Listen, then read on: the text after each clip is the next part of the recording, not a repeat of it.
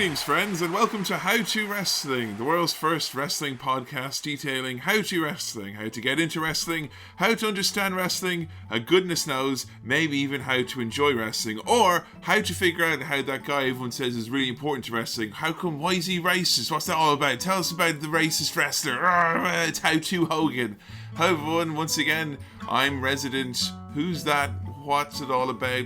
Please explain it to me in 120 minutes or less person, Kevin Mann, and joining me, my charge in this treacherous journey through the mountains of sports entertainment and the peaks and many valleys of professional wrestling, 'tis my girlfriend Joanna Graham. Hello, Jo. Hello. Are you excited about getting to grips with the man, Terry Bollea, the myth that is Hulkamania, and the wrestler that is Hulk Hogan? I guess so. Yeah, this was an interesting episode. Can all be handsome members of the Shield doing fucking backflips? Can't it though? What if we just had a podcast that was just us talking about how handsome Seth Rollins is? It's great. I'll be honest, folks. This was possibly the most joy I took out of watching the matches and segments for How to Wrestling, as Joe fidgeted and screamed, demanding to know why we had to watch a racist old man not do flips. Seriously, Kevin was actually like standing by the sofa, rubbing his hands with glee. Cackling. It's Hulk Hogan, this one. It's a big, massive episode to get into. Such a massive career. First and foremost, Hulk Hogan, by and large, even if you don't know anything about wrestling, Hulk Hogan is the first name that comes into people's minds when you think of even wrestling or what it is. Yeah. I think a lot of people might even know who Hulk Hogan is and not even know what wrestling is, not even know what he's famous for. That was me, basically, before I watched wrestling. What was Hulk Hogan to you then? Action figure. It's overzealous neon pitch man. Every male child who I was friends with had a Hulk Hogan action figure. Really? Yeah. Wow. It was like one of the ones everyone had. I think maybe even my brother possibly had one, even though he never watched any wrestling. It's interesting because remember we talked about in the How to Steve Austin episode, obviously a lot of careful wording and whatnot in terms of who's the most successful, who's the greatest, who's the best, who's the most accomplished, all that. Regardless of how you measure it, I think Hulk Hogan is simply put the most recognizable wrestler of all time, for better or for worse. Is that how the WWE would introduce him then? They would call him the immortal Hulk Hogan or the legendary Hulk Hogan, or Hogan would have been, in many respects at his time, unlike something that had never been seen before in terms of the amount of money he made. He was the first wrestler who truly had national merchandise and, cartoons, action figures, t-shirts, branded vitamins, lunch boxes, everything. Hulk Hogan had it. Wow. He was the first wrestler who had that. And even though people like Steve Austin obviously went on to break his, he had a lot of records for attendance and money made and whatnot, Austin broke a lot of those records. And I think even Hogan's t-shirt records were eventually broken by John Cena. Still, to take us from point A, where wrestling is something that's kind of known about in a regional level, to national, huge, Hogan's as big as Mr. T and MASH and everything else that's 80s. It's so weird to think about, because while I was watching the matches, I just don't see the appeal. You can say this right off when you've all this career and matches and segments to get into. Yeah, you don't I was thinking see the appeal. This is probably something to save to the end, and maybe my opinion of him will change throughout this recording. But my God, there were no whoops and cheers and yays and oh my God, the crowd love him. That's why I think it was perplexing for you, wasn't it? Because you've seen boring wrestling before, yeah. But to see this level of engagement, we watched some classic '80s stuff with Hogan, a lot of segments, a few matches, which we'll go through now shortly. But yeah, to see the reaction, I likened him to a real life superhero in that sense, and that's how he was perceived. It makes me wonder how on earth audiences like that would react to an actual good wrestler from current day. I don't know, but is that cool wrestler 6'8" and weighs 350 pounds and has the 24-inch pythons, Jack, and all the Hulkamaniacs that he had to strike back just to keep you off my back, Jack? There must be other equally tall wrestlers who are that level of athleticism. I don't know. Better. Yeah. I mean, I think Hulk Hogan definitely, as you've mentioned there, as we're about to get into this, Hulk Hogan definitely a lot more sizzle than steak. some would say more style than substance, although there is possibly more substance there than you would think. But Hulk Hogan ain't doing no top rope moonsault or German. Hulk Hogan ain't taking no 12 German suplexes. No. 12-minute headlock, possibly. Yeah. So Hulk Hogan's background, you said that, you know, you knew of him before wrestling. Yeah, so I'd heard of him. He was the only wrestler I could have really ever named up until I was about 13 or so. And then I heard of Steve Austin. Yeah. And what you mentioned kids had a lot of Hogan memorabilia. I think because it was one of those things that, like, maybe their older siblings or parents even had, like, figurines of him, and it was just sort of one of those old dusty toys you end up inheriting. I think it's maybe something like that. I think I always viewed Hogan as being kind of like, he was like Mr. T or something like that, in that when I was growing up, it was like, oh, that's something that was a big deal in the 80s. But this is the 1990s. Let's listen to some Limp fucking Bizkit. Yeah, let's tear it up. You know, no time for you, old man. And for me, growing up as a wrestling fan, Hogan represented the old and the lame and that's old fake wrestling. That's, for me, growing up, I despised Hogan. So when was Hulk Hogan coolest then? 1982 to 1989, I would say, would be the peak of Hulkamania. Hogan was very interesting. How he came into wrestling, obviously big dude, massive frame, looks amazing. He could talk. He worked for Vince's father originally, Vince McMahon Sr. Right. And it's actually quite funny. Vince McMahon Sr. didn't really think much of Hulk Hogan, to the point that Hulk Hogan, he actually was, because he knew that he was going to become bigger than wrestling almost. He was friends with Sylvester Stallone. And he's actually in Rocky 3. Right. Oh, well, yeah, I've heard this. Yeah, he was in Rocky 3, and Vince McMahon Sr., not to be ashamed, because, of course, the wrestler character doesn't win or go over in the movie, didn't want his wrestler appearing in Rocky 3, and he was shown the door as a result of appearing in Rocky 3. Oh my God, he was actually fired? Yeah, he was let go. No more Hulk Hogan in the then WCW WF. Wouldn't it have been funny if his career just ended there with just being in that movie and then he'd never really gotten to be a... Yeah, imagine if Rocky 3 was a flop. But I mean, honestly, Rocky 1 and 2 had done quite well. So Rocky 3, I mean, it was right in the middle of the franchise. Just to think now, because you always are quite impressed, I think, with Vince and Stephanie and Triple H and how they can seize on marketing. The idea was kind of like, hey, I'm going to be in, like, the new Star Wars movie. You're fucking fired. There's the door. Don't come back. Hogan, I think, definitely savvy, because he appeared in a lot of movies, a lot of TV shows, you know, a lot of commercials. It doesn't sound like all of them are that great, though. No, but, I mean, if someone's kind of like, oh, yeah, Mr. Nanny, that wrestler's in that, you know, maybe we'll go watch that wrestling at the weekend. That's all that mattered for Hogan. Is it bad that the only Hulk Hogan film I can think of is, what was it, Santa with Muscles? Santa with Muscles, yeah. I honestly don't know any of the movies he's been in. Mr. Nanny. Mr. Nanny. I think 3 Ninjas, 3 High Noon on Mega Mountain, I believe he's in there as well. But yeah, Hogan worked for another company after Vince's dad showed him the door, which was called the AWA. And Hogan, he had the notoriety of being in Rocky. Everyone was like, holy shit, that's Thunderlips from the movie. Oh my God. Really popular.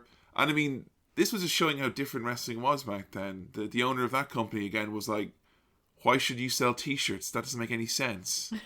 Or like, if you sell t-shirts, why would you get the money? I'm the promoter. And that's so odd. Hogan was quite frustrated, I think, in a sense that he knew he had this money-making potential and marketability, and the wrestling promoters in the US were not seeing eye to eye with him on that. And he spent some time in Japan even away from that.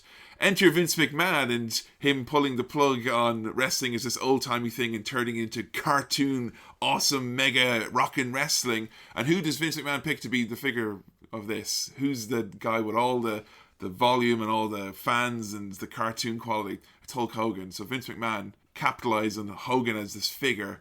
And the reason why the WWF really exists today is because Vince's figurehead was Hulk Hogan, who was insanely popular. Wow. So owes a lot, does Vince McMahon to old Hulk Hogan, I think, and at least in that respect. I still don't get it. It's like everyone was just blown over by the fact that he wore bright colours and had funny hair. He was huge. He was like Hogan's 6'8", 24-inch pythons. He's out there on TV every week saying, I train, I love America, I take my vitamins, I say my prayers, respect your elders. The thing I don't get about the size thing. Right, okay. So he was tall, sure, so he was popular. Uh-huh. But also, didn't he have an issue with he wouldn't put over shorter wrestlers? He had an issue with shorter wrestlers. Definitely, yeah, big problem. I don't see why. You're on a ring, right? Yeah. You're away from... You never really get to see wrestlers near normal-sized, humans. And I think it's funny because it's so skewed that even regular-sized wrestlers are actually giants. Shane McMahon's as tall as me, folks, and I'm a figurative giant, and I always viewed him as being a little dude. Because I didn't realise Hulk Hogan was so tall until you told me he was 6'8", and I was like, what? I think he was maybe 6'3". Well, so your question, though, is that kind of to do with why is size important? No, my question is, why don't they make the ring smaller for perspective? Well, actually, when WCW, where Hogan went to, did have a smaller ring. That could have possibly been one of his... they could have had, I don't know, tiny buildings in smaller the referees, make it look really big. Just only hire short people to... Well, yeah, and I mean, I guess for us now, looking as wrestling fans, if we saw a figure like this and be kind of like, he does no moves, and, size doesn't matter, it's the talent of the wrestler. Yeah. Wrestling in this form was such a new thing back then. It had just been opened up to this mass audience. And the kids and families and people who were getting into wrestling, they didn't care that it wasn't the most technically proficient guy. It was the cool, loud guy who had the cool music. He was in Rocky, and he sounded cool. And I've got his T-shirt. And my parents think he's awesome as well because he tells me to take my vitamins and train and say my prayers. And it just was this wholesome, perfect moment of America and the world was in this pop culture era of Transformers and G.I. Joe and He-Man and Mr. T and all that, and Hulk Hogan just fit right in there. I guess. He ticked all those boxes. Talk to anyone from the 80s who grew up with Hogan. I mean, with the recent scandal and whatnot, it hit people hard because he was just so beloved during this time, Yeah. An almost mythical figure, a real-life cartoon superhero that was on your screens every day. It's difficult because I have nothing to compare that to. I don't idolise, I don't think, anyone to that extent. There's no current wrestler at the moment that I'm like, I hold in such high regard. The little kids we live with John Cena, who are like the Super Cena fans. Can you that kind of reaction? Imagine that, except the cynicism. They've grown up and he's still their idol. Maybe it harkens back to a simpler time when wrestling fans weren't cynical, but the fact is that it was widespread popularity and it was new, this kind of wrestling. The presentation was new. It seemed cool, fun, lively. And that's what WWF was built on, was Hogan. And it extended beyond Hogan. All the guys from this era in the 80s, we'll go through the other ones like Randy Savage and Sergeant Slaughter, the Ultimate Warrior. The names... Sergeant Slaughter. I know. It sounds like a robot from Robot Wars. But even just from the names alone, you can know it's like cartoony. You know, that's how it is. The realism, not important. Presentation, that was kind of what it was. And Hogan won the championship belt and was crowned as being the man. He beat the Iron Sheik for the championship. Vince kind of dusted his hands of the old-timey wrestling that was associated with his father. And Hogan held the belt. Guess how long his championship reign was, his main one, WWF. Keep in mind, we complained about John Cena not losing for a year, and that seeming like an eternity. Okay, so it's longer than a year. Yeah. I don't know, like 3 years? More. 5 years. Oh, God. 5 years. Jesus Christ. 5 years. Can you imagine that? No, I can't. Why would anyone 5 years. What's the point? You just look at a picture of him. And Hogan, you know, he obviously never lost. And you know, we actually watched a couple of bits and bobs here. I think I showed you him and Mr. Perfect from just kind of the height of, you know, it was like 1984 or 5 or whenever, the height of Hulk Hogan's Hulkamania. And how would you describe the kind of matches that we watched from Hogan around the 80s? You tried to find me because we were sitting down talking about Hulk Hogan. I was saying, well, I still just think of him as this sort of tottering sort of wrestler. Because we've seen a lot of older Hogan matches, and I thought, oh, is that a bit skewed? So I was saying maybe we should try and find something that balances out a bit, shows his athleticism. And so you tried to find me some better matches. Yeah, I thought Mr. Perfect, who Hogan said was one of his favourite opponents, and Mr. Perfect is definitely the type of wrestler you'd like, smaller, more athletic, more technically gifted, and wasn't exactly a barn burner, that match. No, it felt very long.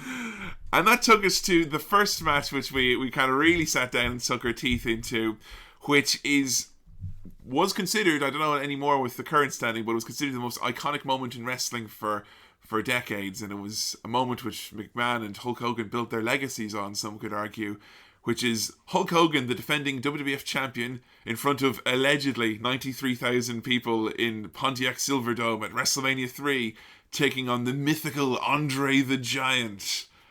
Had you heard of Andre before? Yeah, but only through watching wrestling, because they have statues of him and stuff, and they mentioned the Andre the Giant Memorial. And the Battle Royale and stuff like that. He's often referred to in clips and in Hall of Fame stuff. So I'd heard of him before. I knew he was a giant. Andre always creeps me out, like, just in terms of he looks in... He has that stoic face, and when he talks, he's like, Hulk Hogan, I go get you in the ring. It just makes me sad, because I imagine he was in so much pain. Was that evident in this match that Andre was in pain? He looked stiff. Yeah. And I know that when you... I can't remember, is it a condition? Yeah, he had basically the problem with the pituitary gland, which made that he kept on growing. Kept growing, yeah. And I know that comes with a lot of health problems. Like skeleton essentially gets too big for the body. So I can only imagine, like, living with that on a day-to-day basis would be hard, let alone being a wrestler. So yeah, it's pretty impressive. Yeah. The build for this one is the stuff of 1980s legend. It's pure kind of Hogan versus the big evil monster, and that's how Hogan likes it, you know, when he has to topple this seemingly indestructible, despicable giant or monster or ghoul that's come to get him.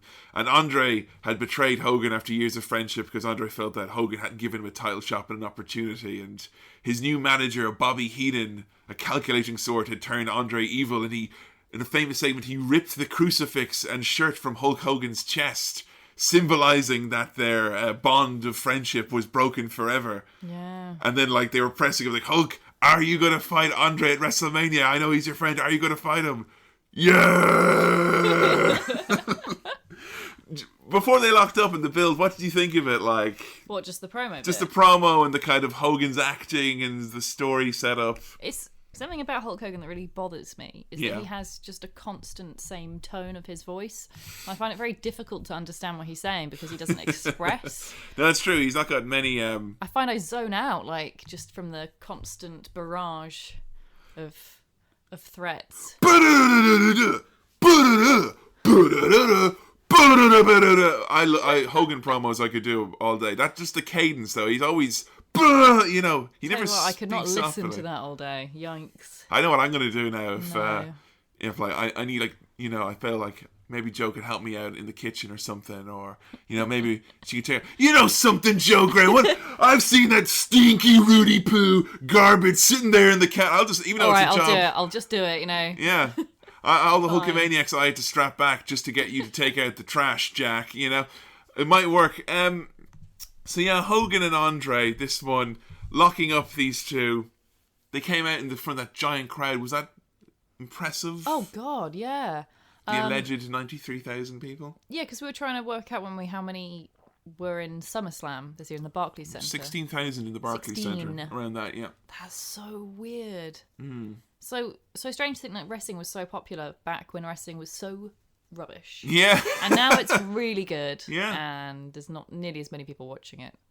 Yeah, I mean, I think... That's balls. The fandom is it's how it was measured back then and now is different. And obviously, I think in some respects it's definitely down. In other respects, it might be higher. I imagine they're making more money, but... Yeah, it's a bigger business, I think, now than it was back then. So Hulk Hogan coming out, this is obviously, you'd seen a lot of Hogan. He came back to WWE for his brief stint before departing for racist comments, and so you'd seen him a bit around as an older dude. Yeah. Seeing Hogan here in essentially his prime, in the middle of his big 5-year title reign, what did you make to them? What do you think, how that look that he came out with? He looks aroused. Because of his big eyes. I don't know, he's just got this, like, aroused face. He's got the big eyes. He does the kind of, the eyebrows moving, the eyes bulge in and out. Yeah. His lips kind of quiver a little bit. Face gets all red. Yeah, I think he does get genuinely turned on by all the Hulkamaniacs. Just so we're clear, Hulkamania is basically the air of mystery and fandom that surrounds Hulk Hogan, the character and the wrestler. And if you are a follower of that makes you a Hulkamaniac. Is he a cult leader? You could view it as that, yeah. And then his disciples would be his Hulkamaniacs. Right. I don't think there's too many Hulkamaniacs left anymore now. I hope not. No, you'd think he so. retweets enough of them. So yeah, Hulkamania, Hulk Hogan, Hulkamaniacs, and Hulking Up, which we'll get to later on. Hogan, the colour of the man, I mean, he is technically Caucasian, but he is pushing the boundaries. He's an uncomfortable colour. It's like a purpley kind of brown... Hot dog pressure. Yeah, he is like a hot dog. So he comes in and he tears his t-shirt off. the Hogan thing, he comes out, he cups his hand to his ear to look to the crowd. Is he listening to the wind? He's listening to see the winds of change in the air, listening to see if there's any people who he can retweet under false pretenses. Listen really Tell carefully. Us, Hogan. What do your Hogan ears hear? So he does that, and he does it to the four corners, and then he rips off his T-shirt. That's the Hulk Hogan thing. It melts off him. I'm very confused about that. Is it a weaker material than an average T-shirt? Well, they've gotten a T-shirt and sanded it down, kind of. To more. Does he hire children to wear his T-shirts for years so that they're really flimsy and weak? So have you ever tried to rip open a T-shirt? Yeah, I've tried. It's difficult, isn't it? Really hard. Now, I will say in this era here, how he did it. And if you notice, on the front of his collar, there's a little kind of a V in there, a little kind of nick. Oh, right. So he does cut that thick collar part of the T-shirt so that the kind of... There's an opening there. So he'll grab that, and then as he's tearing open, because there's have to go through that collar, it'll tear a lot easier. And on the back as well, obviously the sleeves are cut off. On the back, he'll do lines or strips or whatever, which will kind of soften up a little bit and give him some purchase. I will say, though, from some later Hogan matches we watched where he looks like he's difficulty dressing himself, that is probably some sort of special fabric toilet crepe paper top. But here, I think that was just a Hogan T-shirt, slightly modified. Okay. Using those 24-inch pythons to great effect. And the match starts, and these two lock up and go at it. And, how would you describe the action? It's really slow. It was a slow match in general. I think slow is being disrespectful to the term slow. Slow's not that slow. How dare you? Glacial, I would say. At one point, so to show how slow it actually is, at one point, Hogan avoids a punch or something. That's all he does. And the crowd shit themselves. Oh, yeah, because Andre the Giant is he'll punch him. He'll kill the man. A lot of people in that crowd will probably... Honestly, even though Vince was very forthright that it was entertainment, a lot of people in that crowd would thought that Hulk Hogan was legitimately fighting for his life. Oh, man. That's the God's honest truth. And that, I think, is where you get that kind of level of, no! Not a headbutt! Hulk, no! I think they'd actually die if they tried to watch any modern wrestling. Honestly, I think so. When you've got, all the wrestlers with their cinder blocks and stuff. Brock Lesnar with an axe. They do react here to simple punches and kicks like I react to because when I see a move that I've never seen before, something that scares me, I'm like, I'll go crazy.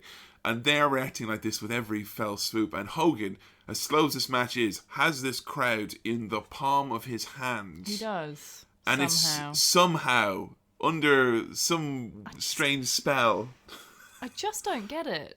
It's very slow, folks. I mean, honestly, I've seen houses be conceived and done to completion, even with numerous delays and grand designs, faster than the pace of this match. I remember at one point you went out of the room to make a cup of tea, and when you came back, you were like, "Oh, he's still in the headlock, is he?" Yeah, he was still in the headlock. You'd made cups of tea in the time it had taken for him to still be in a headlock. What were your favourite moves that Hulk Hogan did? What do you... What moves did he do? Well, his punch, kick. He's like one of those really old school video game characters. You've got A and B. Yeah. B to punch, A to kick. That's Hulk Hogan, basically. And he can do the leg drop as well, don't forget. And he can do a leg drop. The Hulkamania leg drop. And he sometimes does that shaky thing and he becomes really strong or something. Yeah, hulking up. More on that later. So yeah, Hogan was legitimately 2 minutes unconscious in that rest hold. It was really, really boring. Right, I've written down in my notes 2 minutes now.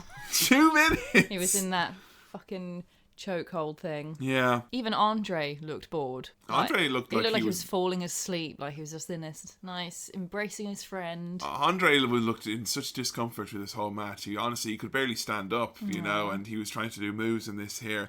So Hogan at one point, after being beaten down for most of the match, enters an enhanced state of Hulkamania referred to as hulking up. Hulking up is a brief period of immunity where Hulk Hogan is immune to all offenses that is thrown at him, renders his opponent helpless to the point that he can only throw punches and look on helplessly as Hogan goes, "You!" and wags his finger back and forth in a sassy manner. Right. And then become victim to a barrage of punches and Hogan's finisher. Don't understand hulking up at all. Is it an actual reference to the Incredible Hulk? Because is it with Hulk Hogan, Yeah. is this a power he can control? Or is it something that like overcomes him, like a kind of like a euphoric trance? Well, no, like is it like the actual Hulk that he can't control his powers? I will say, when this was originally conceived, possibly that may have been the idea, but following a lawsuit with Marvel where Hulk Hogan cannot be referred to as being incredible, and they're very specific about that. I don't think that hulking up is meant to be construed him like turning into a larger form. It's not like manga where it's like, oh, this is my real form now. You know, Hulk Hogan, he's hulked up to the next power level. So or what whatever. is it then? It's just that like he's overcome.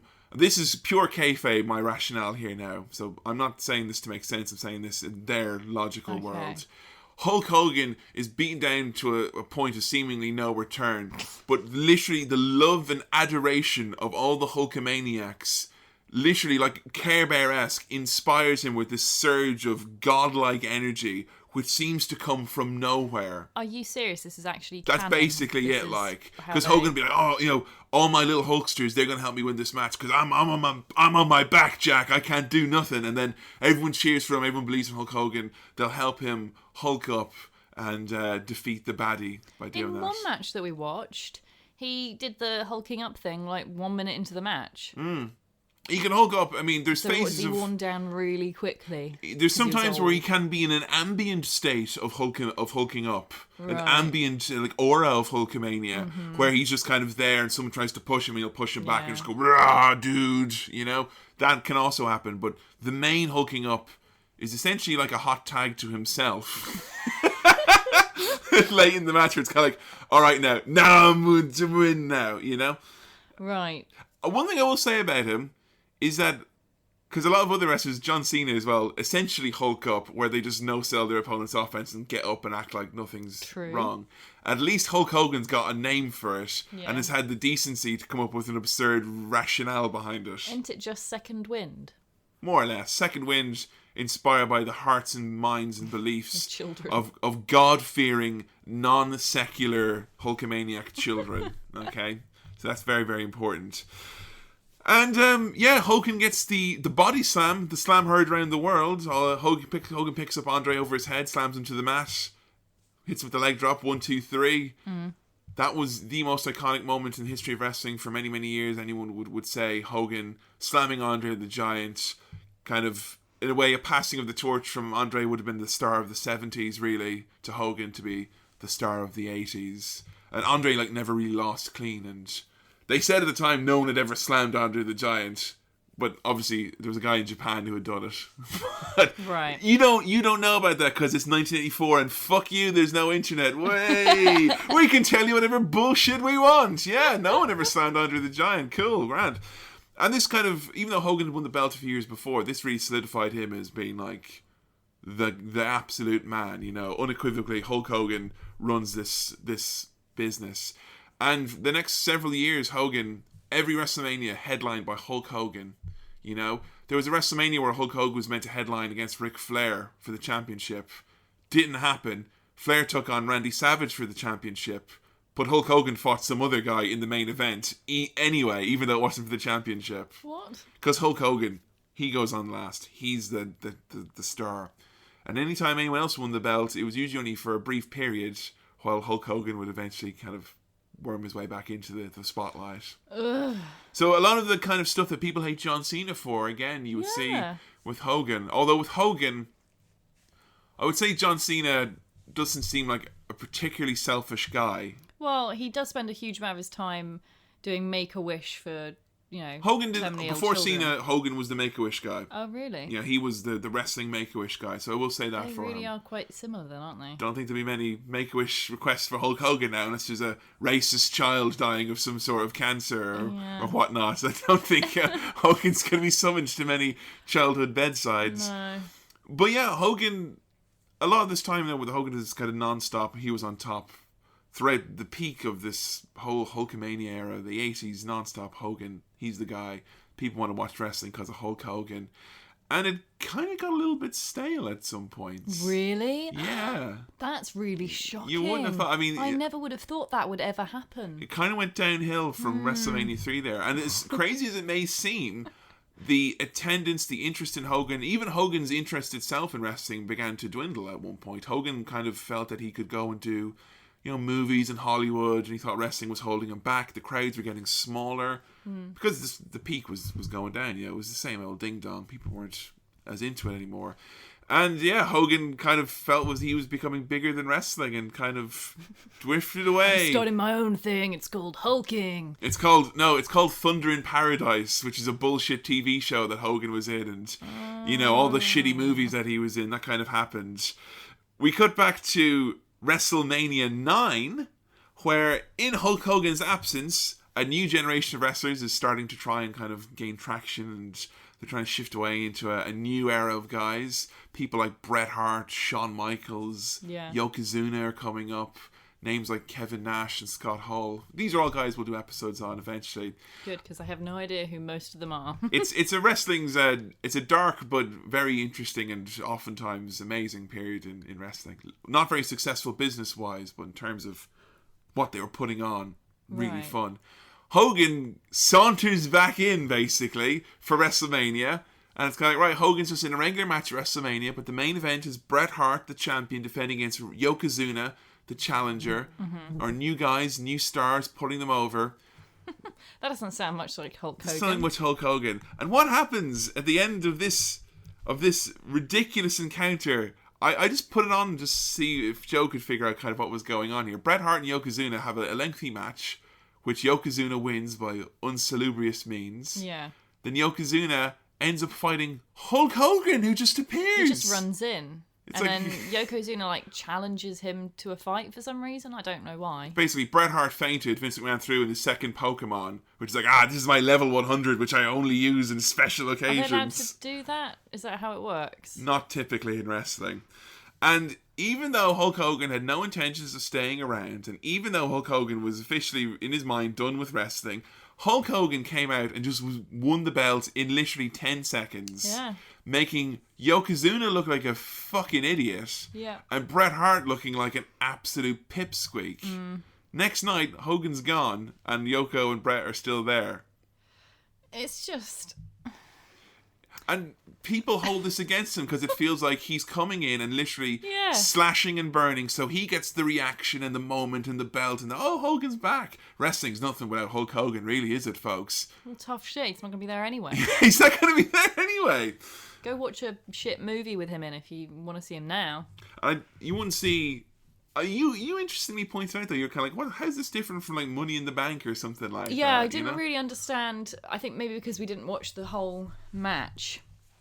But I didn't really quite get why it was different from, say, when someone cashes in the Money in the Bank or similar like that, when you get, like, is it a screw finish? A screwy finish, yeah, it seems to happen quite a lot. Didn't understand why this was so important. I guess it's because, if you look at it this way, Seth, he recently cashed in Money in the Bank at WrestleMania.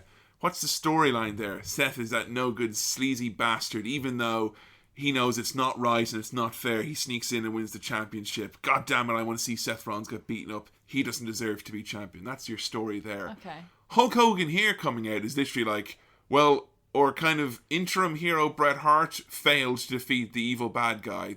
Here comes Hulk Hogan, the guy we used to like when wrestling was more popular than it is now. He wins and he's gone again. It just makes it seem that, wrestling's kind of shitty at the moment.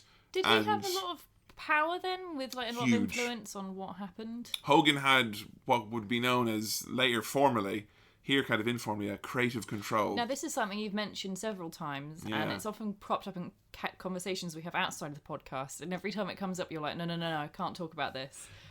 Creative control basically is, if a wrestler is in a certain position of power, he may be able to have a veto on a storyline or an angle, or I don't think I look too good coming out in this one, brother. Maybe I should win this one. Right. Or kind of that creative control could extend to Vince McMahon going, well, that's the finish. Bret's going to beat Yokozuna at WrestleMania, and your creative control might be stepping in going, yeah, but you know what really would make the fans happy, Vince? is if Hulk Hogan, came out and won instead. So who gets creative control? Those people who seemingly have more power over the organisation than the organisation has over them. Hogan, so the really famous ones. People like Hogan, a lot of the top people in WCW was notorious for it, where they would lure away guys from Vince McMahon with the promises of work less dates, get more money, and you have say over your character. And Hogan really kind of pioneered that. As you can probably tell, as WCW's not around anymore, that's poison. Yeah, I can't really imagine that every wrestler is particularly good at writing lengthy storylines which don't benefit No, and surprisingly, who comes out looking well out of the three people in this whole encounter? Hulk Hogan looks pretty good in that, doesn't he? Yeah. That creative control is pretty sweet, isn't it? Yeah. So, yeah, that's Hogan at WrestleMania 9. I want to talk a little bit now at this point about the many promos of Hulk Hogan. I sat you down through an onslaught ranging from the spectacular to the downright bizarre. Yeah. First and foremost, we had the Yappa Pie Indian strap match, Jack. Apple pie. The apple pie, dude. The most important thing about the apple pie strap match, Joe, is flexibility of the wrist to get the body in the proper position for the strapation, dude. And this is a meme in of itself. What did you reckon to the apple pie? It was weird. He's such a weird man. Proper hot dog man. He's bright red. Like, if he was a Digimon, he'd be the third stage evolution that's, like, giant hot dog monster. Three-headed, you know something to do. And he talks in this promo at length. He's going to have a Yappa Pie Indian strap match with Ric Flair. And he's going to whip him with this belt, which will cause his skin to bubble and melt and his flesh to dissolve from his body. It was quite horrifying, really. Yeah, so pretty intense one. The other one which people sent to us en masse for the Hulk Hogan promos, and this was a mean one. A lot of people just sent this in with no context, which is Hulk Hogan flubbing his lines in a promo with Vince McMahon. If you actually think... Hang on, Joe, let me say it one more time so you're absolutely clear. If you actually think I was just the right guy at the wrong place at the right time, I say it right now, McMahon. I had a match with with you a couple of weeks Sam Chaplin from Cinema Swirl, he has like an obsession, doesn't he, with botched interviews, awkward kind of moments, like when people stumble over their words. This is it. I imagine he would love this one. Yeah, and then another one here which was sent to us from Adam Bibelow, who myself and Adam went through what can only be described as an unhealthy Hulk Hogan phase a few years ago, where we were just obsessed with the worst of Hogan. And that brings us to a promo from Hulk Hogan. You can find this on YouTube. It's Hogan talking about his restaurant.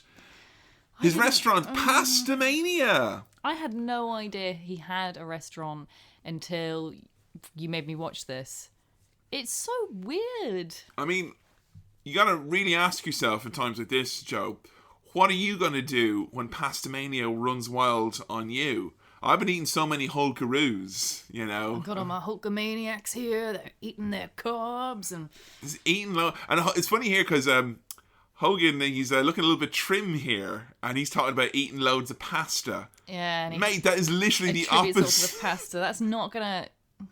Poor Pete. No wonder everyone thinks pasta's so healthy for you. Just imagine, like, one of those kind of healthy adverts where, like, a healthy-looking lady in, like, white pants walks down a crystal staircase and says, "I've eaten nothing but pasta for the last 2 weeks, and I got my bikini body." It would never happen. No.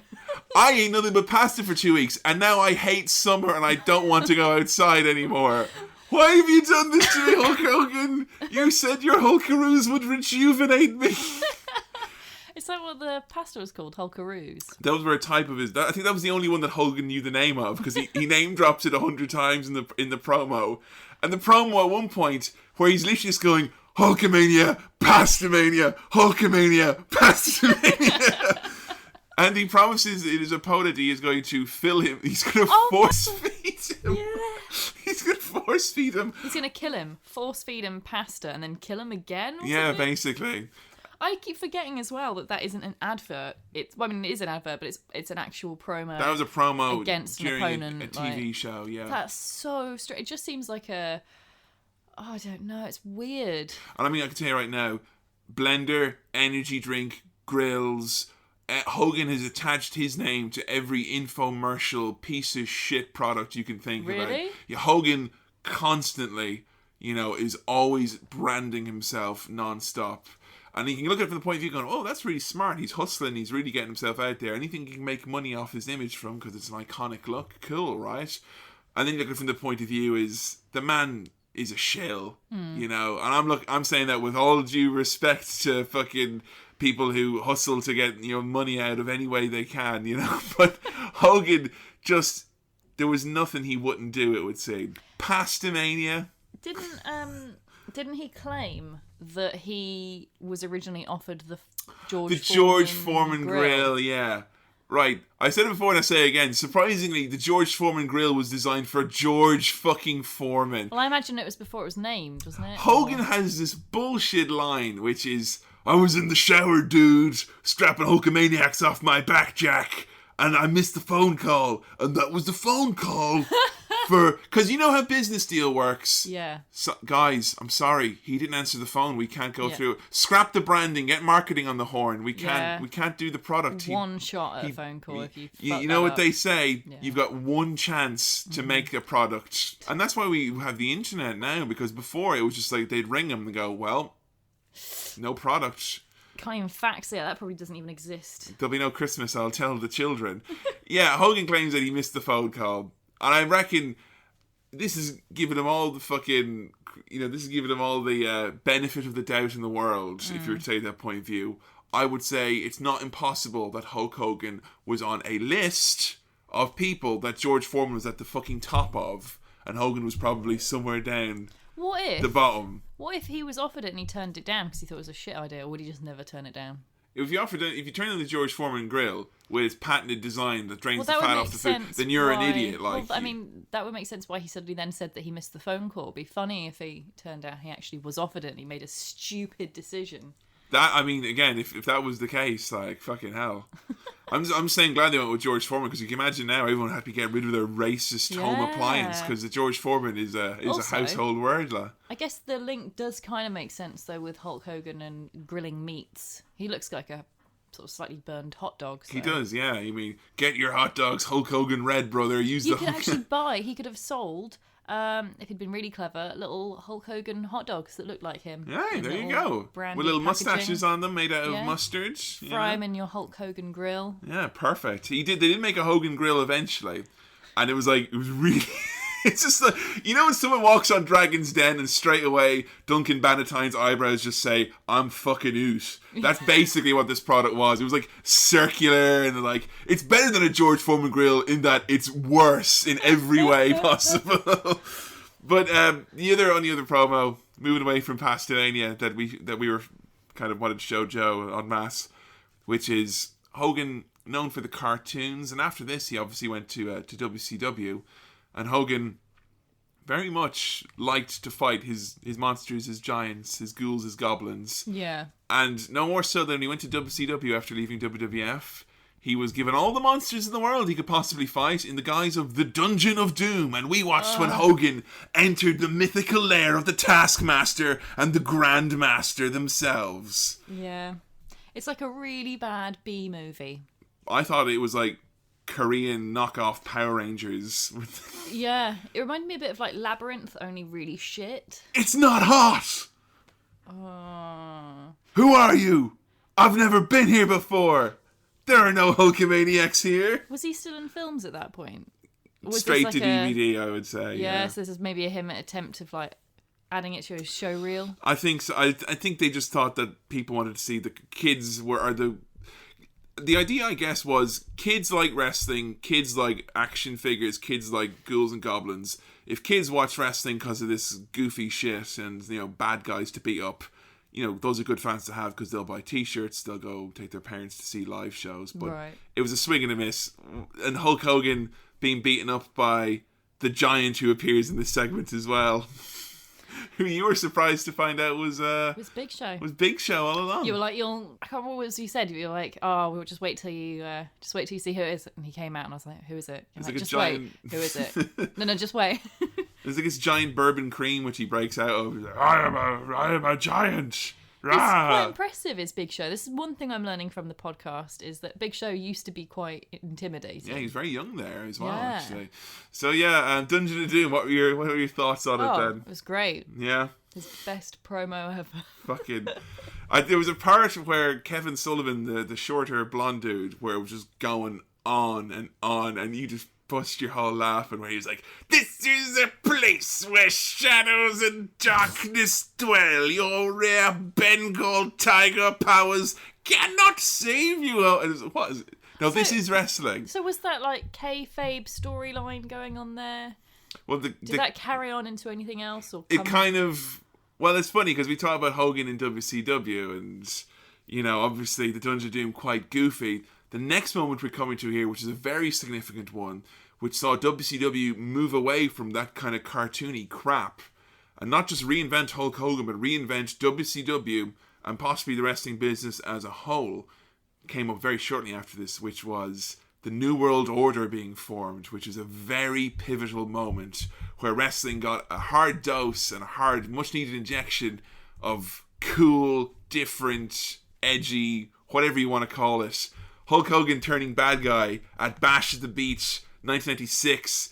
Hulk Hogan comes out and betrays the WCW wrestlers he was meant to be with and joins the Evil Outsiders, and he cuts this big promo on the crowd. What did you think of this moment, Joe? So first of all, I have a question about the name. Yes. New World Order. Mm-hmm. Isn't that a conspiracy theory? The conspiracy theorists, yes, that's true. The New World Order, but it was appropriated for use in wrestling in that they were overthrowing the old regime and replacing it with a New World Order, which is kind of... Okay. Although Hogan doesn't call it that, does he? No, he calls it the New World Organization. He forgets what it's called. I don't know why, even though they both mean the same things, the word order is so much more intimidating and grandiose than organization. Yeah. The New World Organization sounds like if David Cameron was secretly trying to control the world. It's loads of like admin folk back in the background. I dream of a 7-day New World Organization that each and every Briton is entitled to if they pay fuckloads of taxes and can't have spare bedrooms. So, does the New World Order's beliefs, do they tie in at all with the conspiracy theory of the emergence of a totalitarian world government? I think the totalitarian world government of the New World Order was Hogan in command, basically.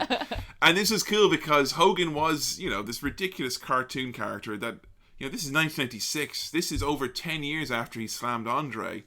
We were, think how sick and tired would be of that same ding-dong, the same fucking cartoony bullshit. They tried so hard. When he wrestled in WCW, people were so sick of him, they would boo him non-stop. Oh, I didn't realise they were sick of him. Oh, well and truly. Oh, okay. And WCW had spent big bank on Hogan, obviously. A big price. He has to get to promote his Pastamania, his movies, all that bullshit. And they're not seeing a return on the investment here. It's quite kind of scary. So, obviously, this moment here, turning it around, turning Hogan heel and kind of saying, I'm sick and tired of this bullshit. People, you're booing me. I'm doing all this charity stuff. I love this promo from Hogan because he taps into this. He's very good actually in this bit. And the fans are upset.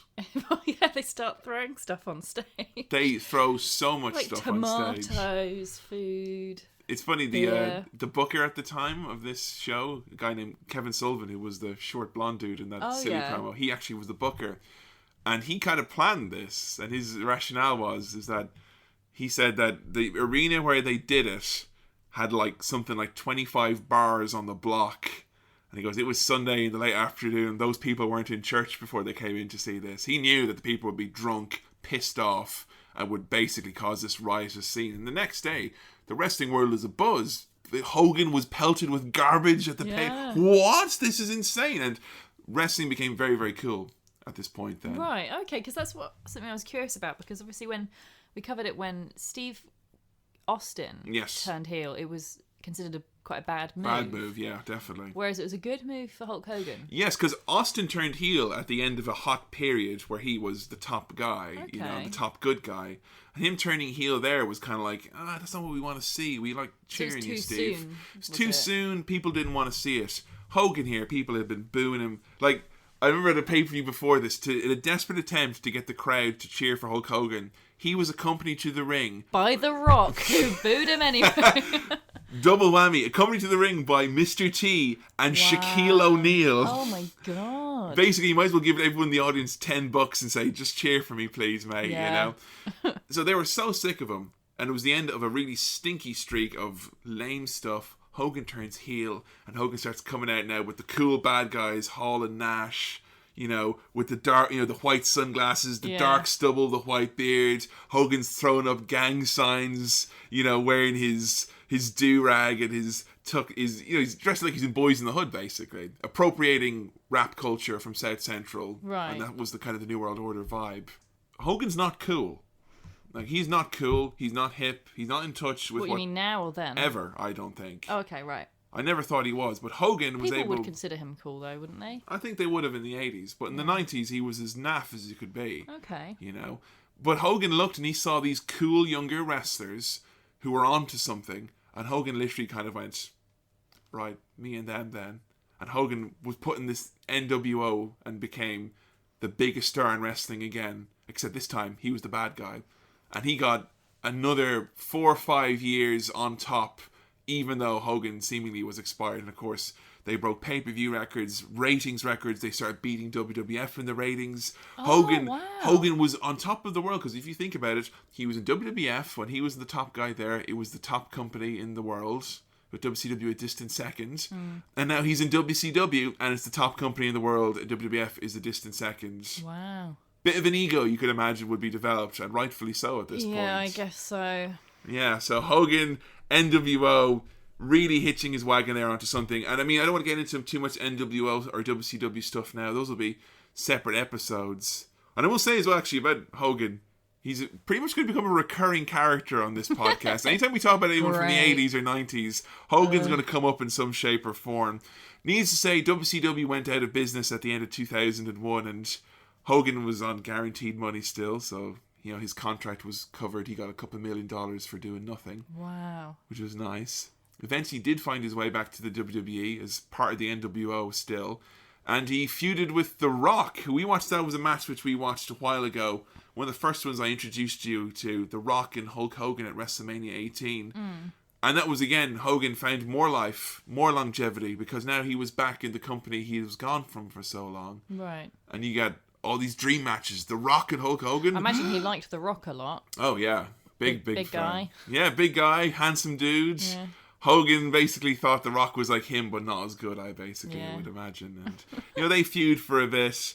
He was, you know, WWE for quite a bit of time, and he really, really kind of got another run, basically. He was champion again, even though he was 47. So is he still in the New World Order? After his match with The Rock, he ended up going back to classic happy yellow and red Hulk Hogan. Right. So he just basically had 80s Hulk Hogan again, except it was 2002 and 2003. Ugh. And it was weird. It was weird at the time then, because it seems weird. I mean, Hulk Hogan and Chris Jericho wrestling. It's just... I don't know much about Chris Jericho. But like kind of smaller athletic guys and, you know, just him wrestling these other guys. It was quite strange, but he hung around for a while again, and he was selling loads of merchandise and getting paid big money. You know, during this time as well, Hogan, he ended up getting a reality TV show. Oh, yeah. I remember you mentioning this. Hogan Knows Best. I thought that might be something that you knew him from. I have seen an episode of it. Yeah? But this is going to sound ridiculous to wrestling fans, but before I really knew much about wrestling, although I'd heard of Hulk Hogan, I often got him confused with David Hasselhoff. They're basically the same I just got them confused in my head all the time.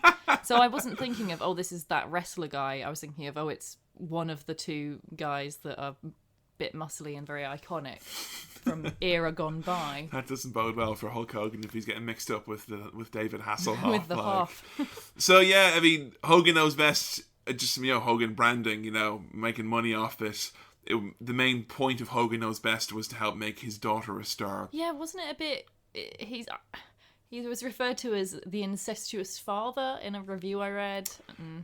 Hogan has got a little bit too close with his daughter. I'm not saying anything, I'm just saying... So what counts as too close, then? There are well, there's all like on the show he kind of played up the overbearing father. It was like the Osbournes kind of thing. It's like, oh, no one's going to date my daughter, brother. No one's good enough for Brooke. You know, that kind of thing. Okay. And then you see like, or you think, oh, that's just kind of playing up for the cameras or whatever. Then you see the photos of Hogan applying suntan lotion to his daughter's bottom. You know, bottom. Yeah. I think you were going to say back. No, bottom. And it's kind of like Joe's Googling as we speak. What do I get? Hulk Hogan. Hulk Hogan daughter suntan lotion maybe, or sun lotion. God, your recommended image, your saved search preferences are going to be all out of whack with this one. Okay. Seemingly being too close to Brooke for yikes, that one. Yeah, I know. There's one where he's kind of, got for lack of a better term, folks, I know it's an audio podcast and you can't see the picture. Joe, do not tweet this from the Twitter account. I know it's good. But he's right in there, let's just say. Yeah. He's right in there. He's right in there. His hand's right between her legs. And Hogan left WWE as well around this time. You know, he again had disagreements with the company. He was doing his reality show stuff. Would find his way back eventually. But we had a lot of dark shit starts happening for Hulk Hogan. Really dark shit. And we're talking about his son getting involved in a very serious motor accident, which ended up with the person in the passenger seat who was with his son, who was not wearing a seatbelt and was a war veteran, ended up basically being put in a coma and now needs assisted living for the rest of his life. Oh my God. And the allegations was that Hogan was racing them, and the allegations was that Hogan had given them drinks as well. Hogan's son ended up spending time in prison as a result of that. Also as well, around this time as well, in relation to his wife, Hogan apparently cheated on her during the filming for the reality show. She divorced Hogan and apparently got something like 70 or 80% of the assets, leaving Hogan with around $10 million left to his name. How does that work? Good lawyer, I imagine. Very good lawyer. I never understand like the American law of where you suddenly get everyone's money. Why isn't it? But yeah, Hogan was left with very, very little. Okay, I mean, yeah, 10 million is still. Yeah. Oh, poor Hulk. Only 10 million. Oh, yeah. Boo-hoo. I mean, but again, you know, Hogan was like, you see then sad things like Hogan's putting his mansion up for sale. You know, or Hogan has to move in, live with Brooke and stuff like that, and the reality show gets cancelled, dude. And oh God. You know, and around this time though, Hogan still was coming back to WWE. You know, and. Hogan came back to WWF for what was meant to be a very, very big program in 2005. And Hogan at this point has got artificial hips, artificial knees. He's not a nimble man now. And considering in his heyday he was hardly a nimble man, it doesn't bode very well for him, you could say. Yeah. Hogan taking on Shawn Michaels, HBK, SummerSlam 2005. A match that was billed as being legend versus icon and ended up becoming something entirely different. This was originally meant to be a best of 3 series matches, and Hulk Hogan was meant to lose the first and then win the second 2. Right. Hulk Hogan decided that the better way to do business was that he should win the first 2 and then they would talk about the third one. Oh my God. And Hogan, we mentioned before, that creative control. Yeah. You know, Hogan famously, with Bret Hart, for instance, Bret was the next guy after Hogan left. Hogan never passed the torch to him, even though there was meant to be a match that was happening between the two. Hogan never did it. He never put Bret over.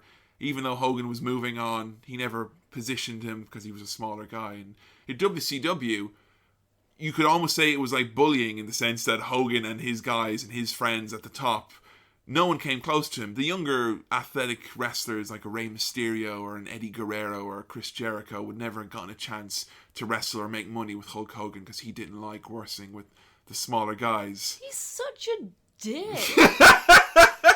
And I mean, Hogan's view is that he doesn't think he'll make money with him because he doesn't think people are interested in seeing him fight someone that's small, because in their mind, who's going to believe that a small guy could beat a big dude like Hulk Hogan? Okay, well, that's where the clear difference between him and John Cena emerges, because John Cena puts other guys over. Daniel Bryan, Kevin Owens, all smaller guys. Cesaro. And it's seldom that he does it, but at least he does do it, and it has significance when he does it.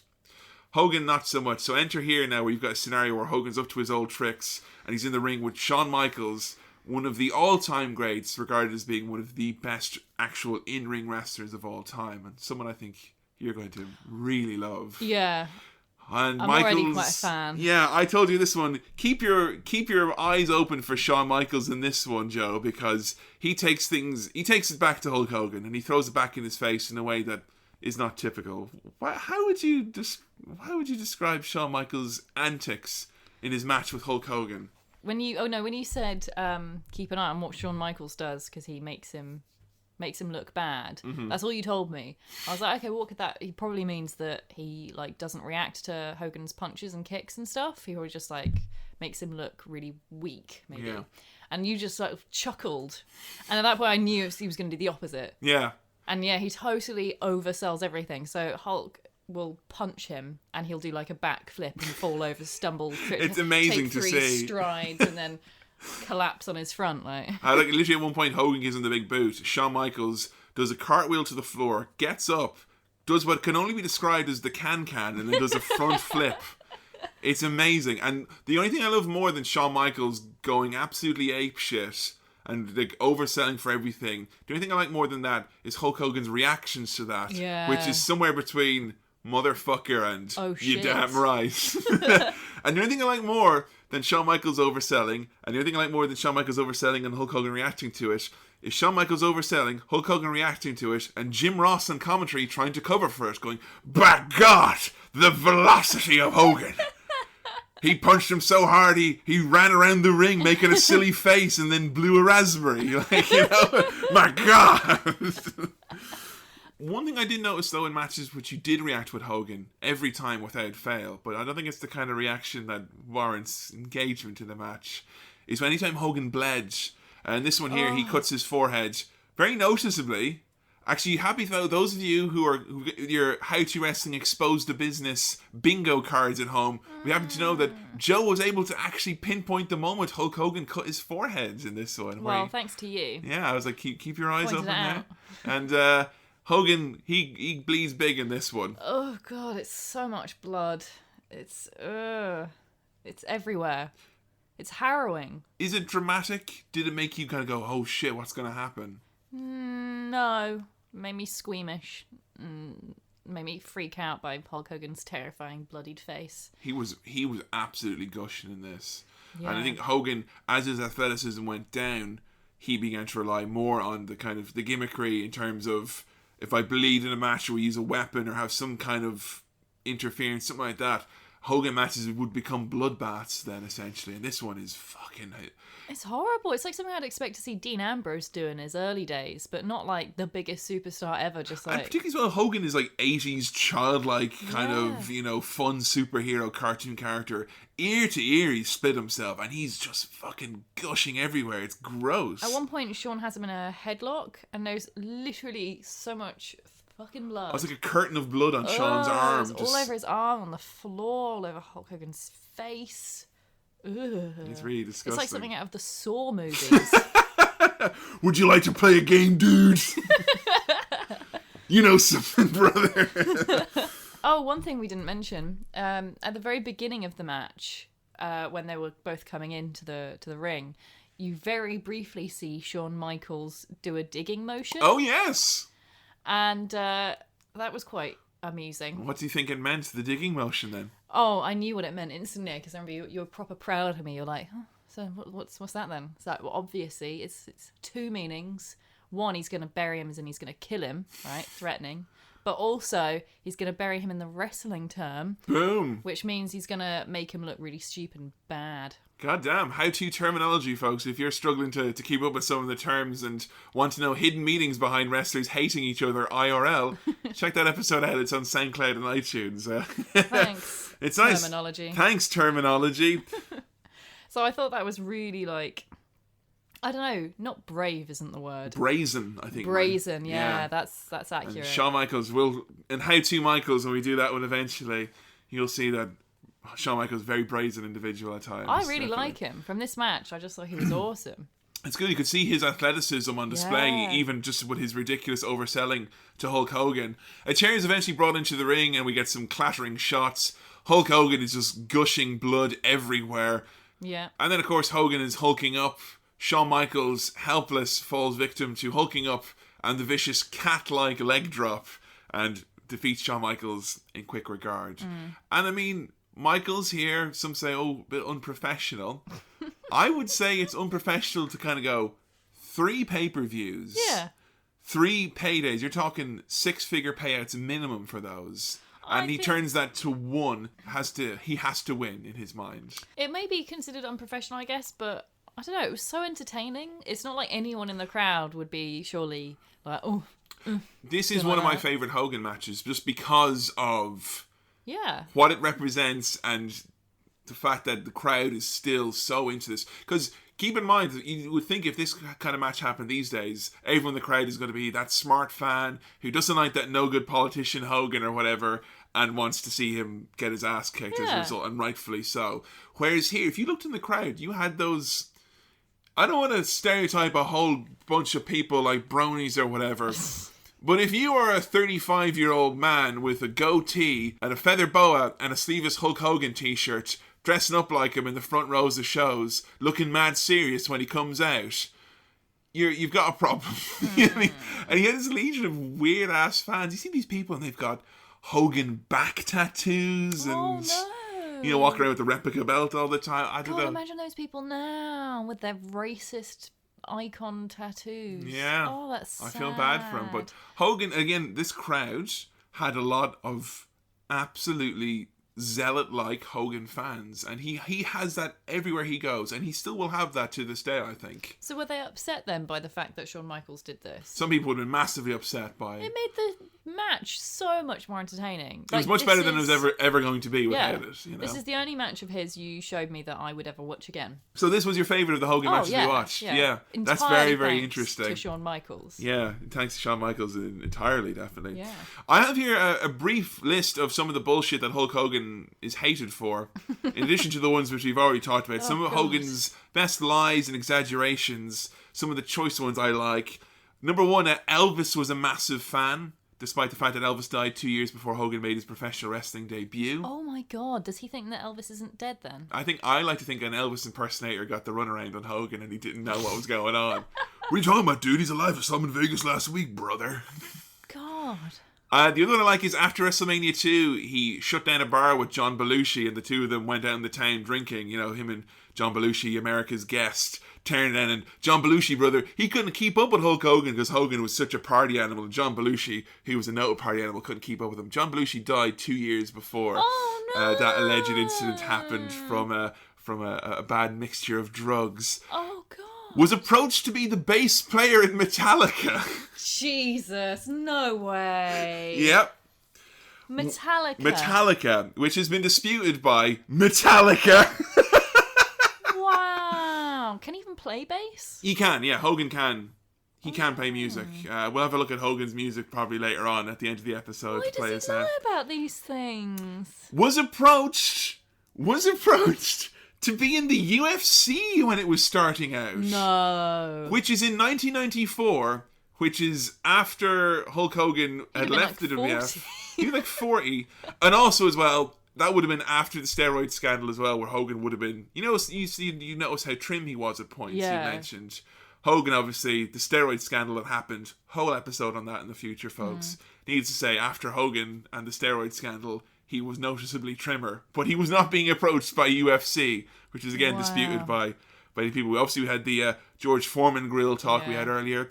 The exaggerations about Andre the Giant, the main one being that Andre was like 600 pounds, 700 pounds, 800 pounds, 7'2", 7'4", 8 foot, in front of 93,000, 100,000, 200,000. You know, add any number from the Andre story, and Hogan has inflated it to his own degree. Why? Because... Does he genuinely believe these things? Or does he think everyone else is just stupid? I think it might be a little bit of a Hulk Costanza. You know, George has that famous line in Seinfeld where it's like, you know, if you believe it enough, it's not a lie, technically, Jerry. I think that is the case with Hogan. Wow. A little bit. A lot of people kind of think that the man and the character have kind of merged into one, and there is a degree of delusion there. And I mean, this other one which I had in terms of Hogan bullshit, and I think when I heard this one, I thought, the man can't help it. He is just compelled to lie. Yeah, because, I mean, you can Some people have like a compulsive lying. At WrestleMania 30, Hogan was brought out. He's the host, and he came out to welcome everyone to WrestleMania 30. And he's like, "Hey, everyone, it's me, Hulk Hogan." And then The Rock came out, and then Steve Austin came out. And the three of them like shared some time in the ring, kind of just bantering back and forth. It was a good bit of fun. Hogan went on to claim in the interviews afterwards, going, "Oh man, they completely blindsided me. It must have been the spirit of Andre the Giant playing jokes on me, dude. I had no idea The Rock and Steve Austin were coming out, dude. Wow, that was pretty crazy. I had to think of all that stuff on the fly." Then WWE released a documentary on the WrestleMania weekend, and Hogan is just shown before going out backstage, talking with The Rock and Austin about their segment. So he just lied. He just lied to make it... Is he trying to protect the business, I wonder? Mate, I think he's trying to protect the business of Hulk Hogan, I think. Yeah. Hogan, I hate to break it to you, but my heart's not broken if you and The Rock and Austin have a bit of a chat to talk about what you're going to talk about. That's okay. I expect as much, that you have a little bit of a run through. I'm okay if he wrestles a man who's only 7 foot tall as opposed to 8 foot tall. Yeah. The other one about Andre as well, and this one I've never liked, is that him claiming that Andre the Giant died like a month afterwards. He slammed... has a lot of things to do with people dying and him not. Yeah. It's very Him curious. body slamming Andre, and then he claimed that he slammed Andre and he tore all the muscles in his back when he did it, which of course he didn't, mainly because you could see him bend over to pin him afterwards. And then Andre died a month later. Such was the enormity of the move that Andre couldn't continue. It pushed him over the edge. Mm-hmm. Now Hogan obviously basically admitting to murdering a man there for the sake of a good story. They should look into that, investigate that further. Andre did die 6 years after the fact. Now, I'm not saying that wasn't some sort of... A slow burn, brother. Oh. A slow burn, dude. Someday, brother, I will come for you. That body slam will kill you. Maybe not today, maybe not tomorrow. I just like the idea of like retired Andre waking up, putting on his glasses, eating his bran with his and then Hogan appearing.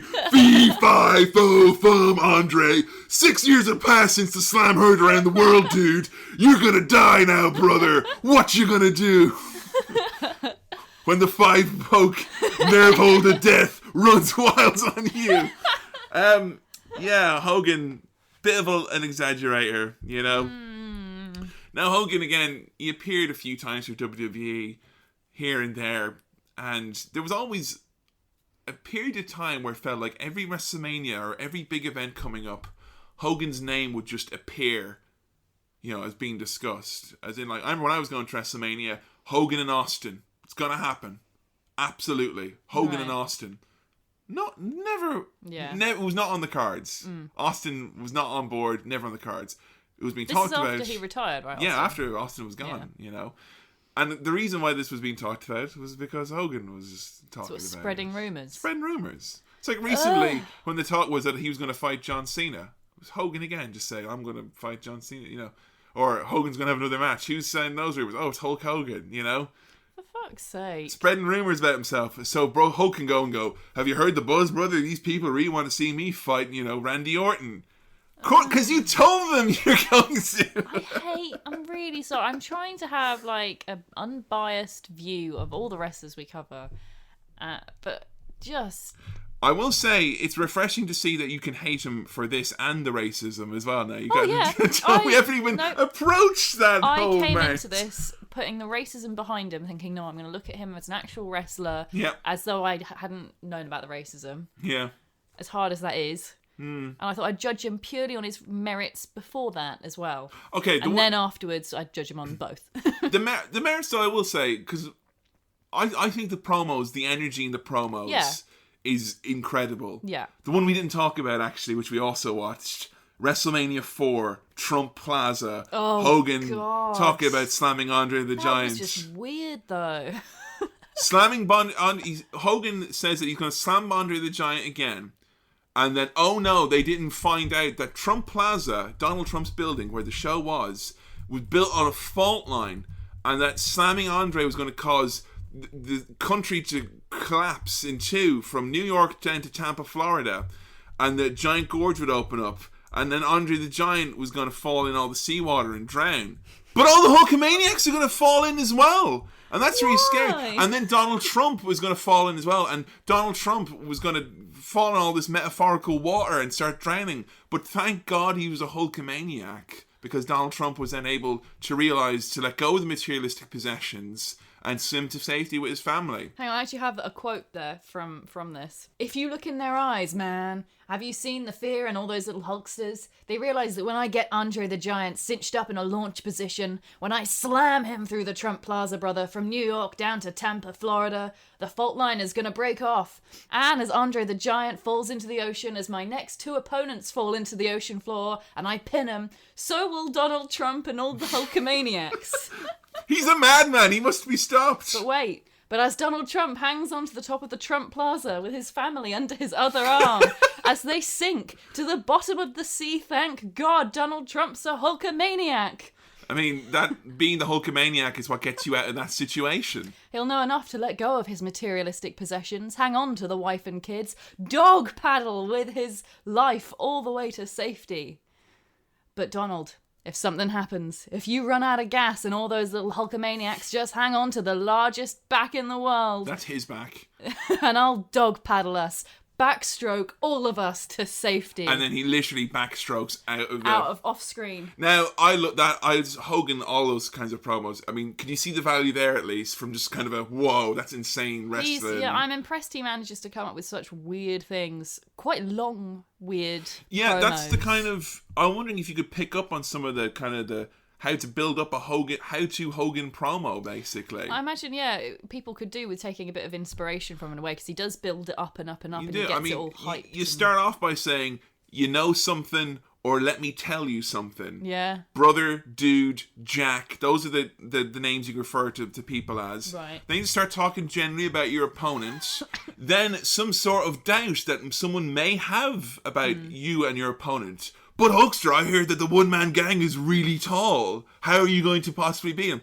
Then sidetrack to a metaphorical, completely nothing to do with anything, other realmy thing where something make-believe happens. Like, you know something, one-man gang, me and Joanna Graham, we were riding a couple of horses through the mountains in Montana, dude. And then 1 second, a lake of lava appeared before us. Joanna Graham says, oh no, dude, the horses, Hulkster, they're gonna melt and bubble in it. And you just go on about that. And then you bring it back to, like, you're gonna take the metaphorical thing, power of Hulkamania, point at your hand and say, this is where the power is. Yeah. All the Hulkamaniacs all come together. They're eating their pasta. They cool down the lava so the horses can walk across. It's a basalt. Wait, they give their lives? Well, yeah, obviously. Thank God they're Hulkamaniacs. Is that what Hulk wants? I'm pretty sure he's going for that. Also, I apologise very late on to this episode that I often refer to Hulk Hogan as the Hulk. The Hulk? This is because I used to say it to wind up the few wrestling fans I knew. It really pissed them off when I was like, oh, the Hulk. And they're like, no, it's not the Hulk, it's Hulk Hogan. Stan Lee will be equally pissed off. I think he has to get a check for 5 cents every time someone calls him the Hulk. And I've just not been able to get it right in my head since, so now he's just the Hulk. He's the Hulk. And that's how you make a Hulk promo, though. You know something, let me tell you something. What you gonna do? Training the vitamins, the 24-inch pythons. He has so many catchphrases. What is you keep referring to these 24-inch pythons, dude. What, his arms? Yeah, his arms. They're Kevin's pythons. Flexing. I'm doing the Hulk Hogan, 24 inches of python. Right. So they're big. His arms were so big they were 24 inches long. No, like this wide here. Circumference. So circumference. Okay. So he's basically got the arm circumference. I thought he was referring to his boas. Oh, no. I mean, he's boas. Look at my 24-inch boas. Don't mix up his reptilian nomenclature. He's got boas, yes, but he also has pythons. But the pythons and boas are separate things. Pythons are arms, boas are feathery scarf. And exactly. And I'm pretty sure he calls his Willie a salamander. But I could be wrong. That's conjecture. But honestly, who's going to care now because of all the things that he said and done? We could spread anything about him at this point. Right. The last mean thing that Hulk Hogan did, and the last kind of thing to talk about in his career before we kind of wrap up on his involvement in wrestling, is that in the midst of all the darkness, the divorces, the lack of money, WWE didn't want him back. Hogan needed cash, he needed exposure, he needed to be on TV, And him and the old guy who used to run WCW, Mr. Eric Bischoff, that's the man who fired Steve Austin by FedEx, set their sights on a company called TNA Wrestling. TNA Wrestling, which at the time was a distant number 2 organization to WWE. Right. Their idea is that they would come in, add a little bit of rocket fuel, their creative flair and ideas and imagination. Sure, they know wrestling, right? It's not as if they put another company out of business already. Mm-hmm. And then that would take them to the top and they would win. Now, TNA in 2015 is now a much, much, much, much further distant number 2. Some would argue number 3. Right. And it was because of the Hogan and Bischoff thing. First of all, Hogan wanted so much money to be in this company. I bet it must have broken them. And Hogan did not wrestle often. He couldn't wrestle. He was sick. His back was fucked. His knees were fucked. So Hogan's been paid a lot of money to show on this program. Yeah, you said his back. He'd had back surgery like 6 times at this point. His back and was a hip absolutely replacement. fucked. He couldn't even fall on his back, like take a little bump. He couldn't do his leg drop anymore. He couldn't do anything. He couldn't wrestle really at all. And Hogan's been paying this big money. Not only has he got creative control over himself, he essentially has creative control over the whole company, being given kind of a vague executive producer type title. I don't understand why he didn't take a leaf out of Steve Austin's book. And kind of ride off into the sunset, do reality shows. Or even if he didn't want to retire just yet, he could have done what he did when Steve Austin couldn't do many wrestling moves and be good on the mic. Yeah, I mean, that's what Hogan was, like the general manager, or like he would appear as an authority figure on these shows. And Hogan wanted to do all this stuff because he thought that him and Bischoff knew how to run things. They made them compete head to head with WWE on WWF Raw. Right.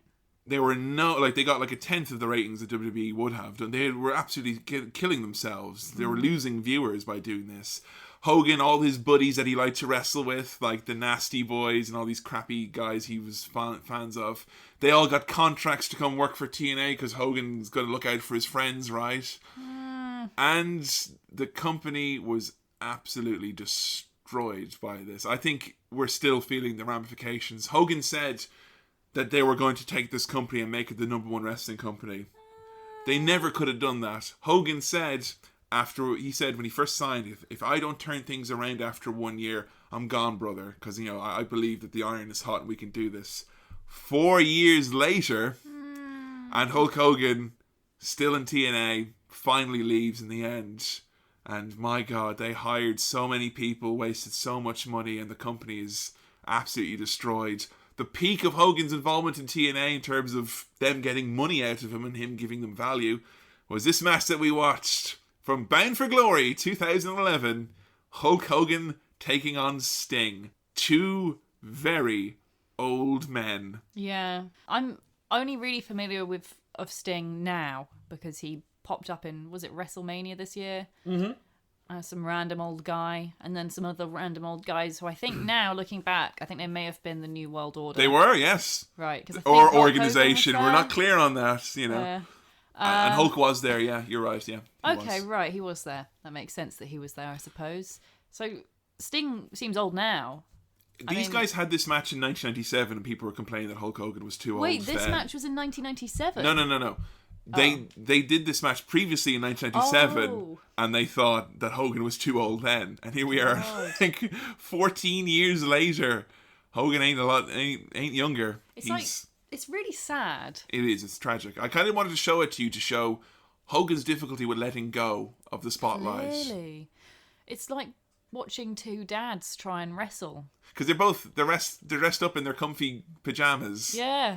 And they say, the commentators say, they're really dressed up for a fight. They're dressed up for a sleepover, mate. They're dressed up for a nice Sunday cup of tea. They're dressed up for a Saturday afternoon lazy barbecue. It's a cool dad day. It's like 2 dads trying to wrestle, except one of them has a bad back, so he can't do much. But he's really trying because his son is in the crowd and he doesn't want to let him down. Oh man, it's really, really awful. And of course, Ric Flair comes out in this match as well. Most of this match is 20 minutes long, but most of this match is literally smoke and mirrors. Yeah, it's like, let's make this match as long as possible. Ric Flair, can he walk really slowly down into the ring, please? And as Hogan smiles and nods, hoping people doesn't notice that he's leaning on the ropes, because if he doesn't, his legs will fall off. It was horrible watching Hogan determined to take a couple of bumps in this match. And back in the state that it was. This is the first time, well, not the first time, this is one of the few occasions I've watched wrestling and thought, ow, that genuinely looks like it hurts. He gets punched and he falls over like a tree being chopped down. Yeah. Collapses in a heap, just, ugh. It really, every time it falls over, which isn't, I think it's once or maybe twice, it just looks like it hurts so much. He doesn't bounce at all. Hogan tries to put Sting in like a chin lock and put his knee on the back as a rest hold, and Hogan can't even bend his legs to do that. It's really sad to see. Oh, God. Oh, continuing on the dad analogy, though, at one point, Ric Flair, like your rich friend's dad, the one with the alcohol problem that no one acknowledges on account of him. I heard he did cocaine really once. He's rich, it's fine. It's not alcoholic problems. It's fine. Ric Flair takes off his jacket and uses it to attack the other dad, Sting. Dad attacks. Goth dad. It's quite pantomime-esque. That they're really not hitting each other in that sense, kind of falling over. Like, but also in terms of it seems quite amateurish. That's what kind of I mean by that. Like with pantomimes, you quite often get like amateur actors, It's funny that like I've heard you compare like a lot of the wrestling that you're a fan of, like NXT and that kind of stuff, or stuff with the Shield, to being like the height of athleticism. Yeah. In that you can't believe the things these humans can do. It's almost hard to view this as being the same, the same sport, the same platform. Is, yeah. It's like full of dads who refuse to believe that they're too old to be famous anymore. That's what it reminds me of. That's so sad, isn't it? It's really sad. Really sad. And Hogan, of course, he left TNA shortly thereafter this. The match ends with Hogan tapping out because his back is sore. Yeah. And then we get, like, the silly lol Hogan gets the crowd ovation where he just turns on the bad guys and he gets to Hulk up one more time.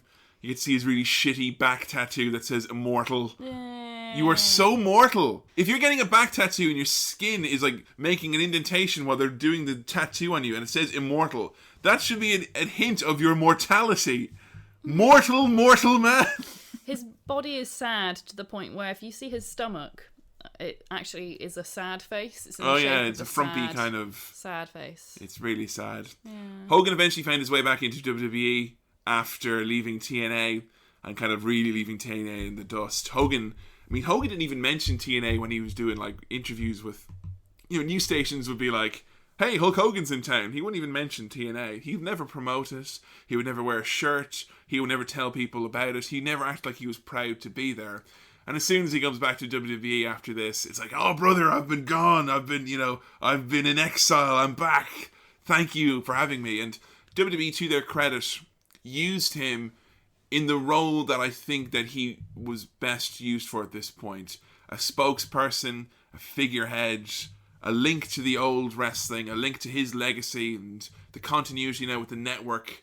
The network was launched and Hogan was the face of it. It's kind of like, hey, Hulk Hogan, remember the 80s? Lapsed fans, look at it. I think it worked well. Nostalgia. It did, and Hogan would come out and he would say, hey, everybody, what's WrestleMania, dude? And people would respond to that, and I thought it worked quite well.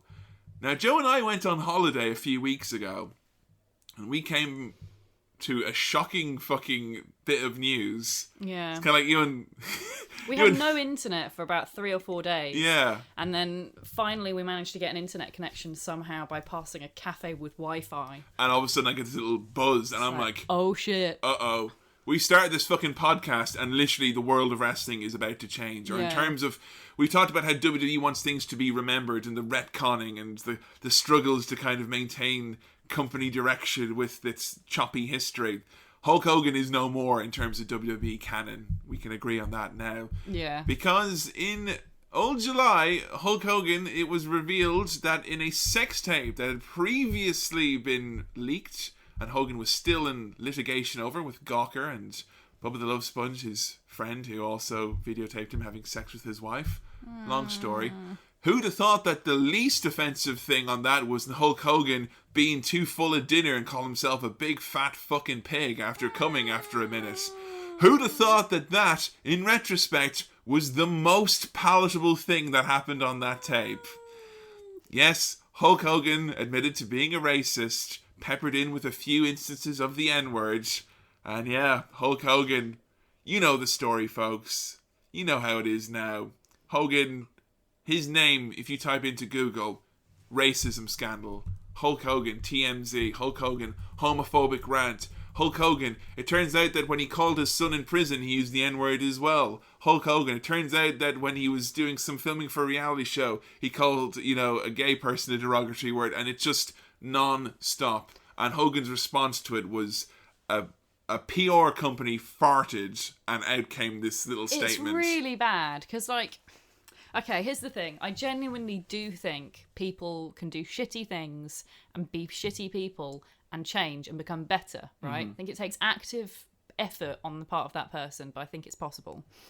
Now, bearing in mind this sex tape scandal thing, it actually was, when it was filmed, it was 7 years ago, right? Oh, it was a good while ago now. It was 2008 or 9 or so, now, I believe. I do think that if he'd done that at the time, he could have then changed, I think, become more culturally aware, maybe accepting of things. Apologise. A nice person. What he should have done on TV, if maybe? he was actually a good person, he should have come forwards originally when he knew that, because he knew that was out there because of the whole scandal. He should have come out and he should have said, look, I did something really bad. I was shitty, and yes, I was racist. I'm a different person now. I'm working really hard. I'm trying to change, and I'm going to give tons of money to African American communities, or I'm going to, start a wrestling school for underprivileged Basically, kids. let me prove to you the character of my person that I claim to have in this PR statement where it says, this is not representative of me. It was just a half-assed shit apology. The only reason he's sorry is because he's been caught. Yeah. That's what that apology came across as. And he had a chance, before all this came out this way, he had a chance of really doing some good. Because he knew it was on that tape. He knew what he said. He knew he was a bad person. But Yeah. I just doesn't, especially now, God, with all the stuff he was retweeting. Yeah. Oh, I don't believe you're a racist, Hulk Hogan. There are so many ways to... I was going to say, it's bad when fucking Michael Richards, Kramer from Seinfeld, who had a similar racist rant, and his was in public. You know it's bad when you handle it worse than him.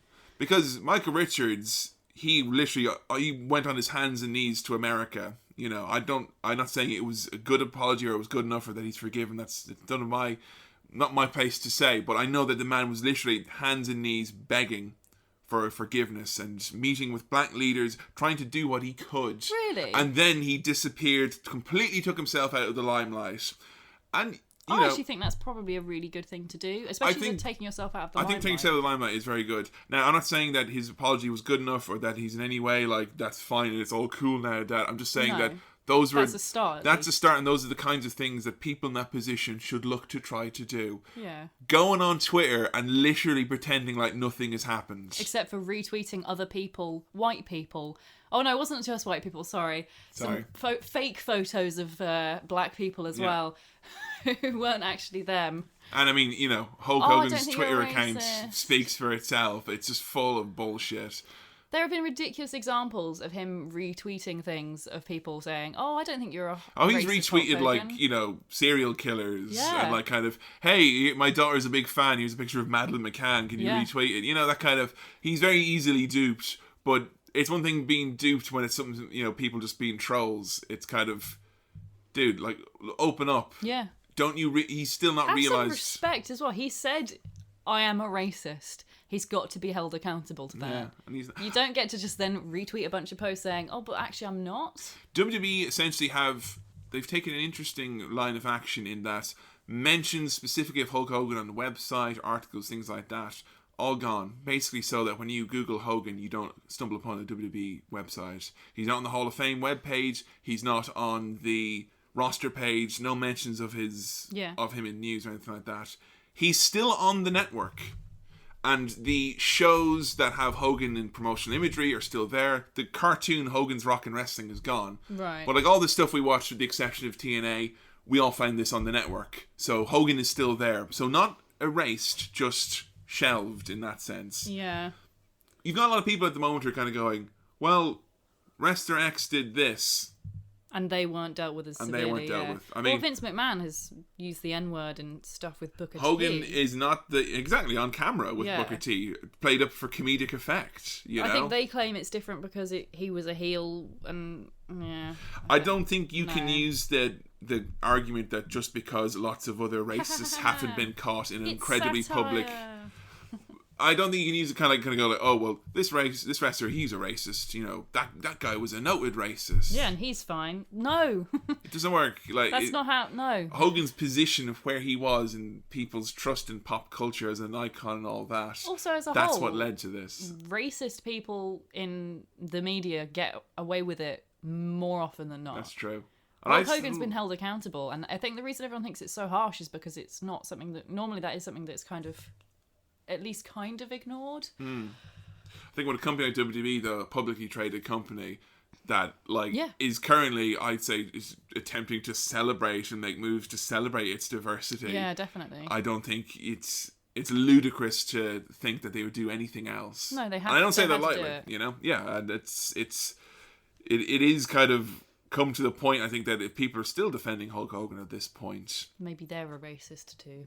Not saying you are, but maybe you need to have a real kind of long. What's kind of more important, Hogan being held accountable, or you thinking Black lives in general, or what's more important, Black lives in general, or how these things are handled and whatnot, or you being able to wear your Hulk Hogan t-shirt. Yeah. You know? I'm sorry, your childhood is not more important than an entire group of people. No. I don't care how many hours you watched Hogan. How much money you spent on his merchandise. And it's easy for me to say because Hogan was never my hero. Yeah. Never. And I hated Hulk Hogan beforehand. And you know what? The people who were kind of like, yes!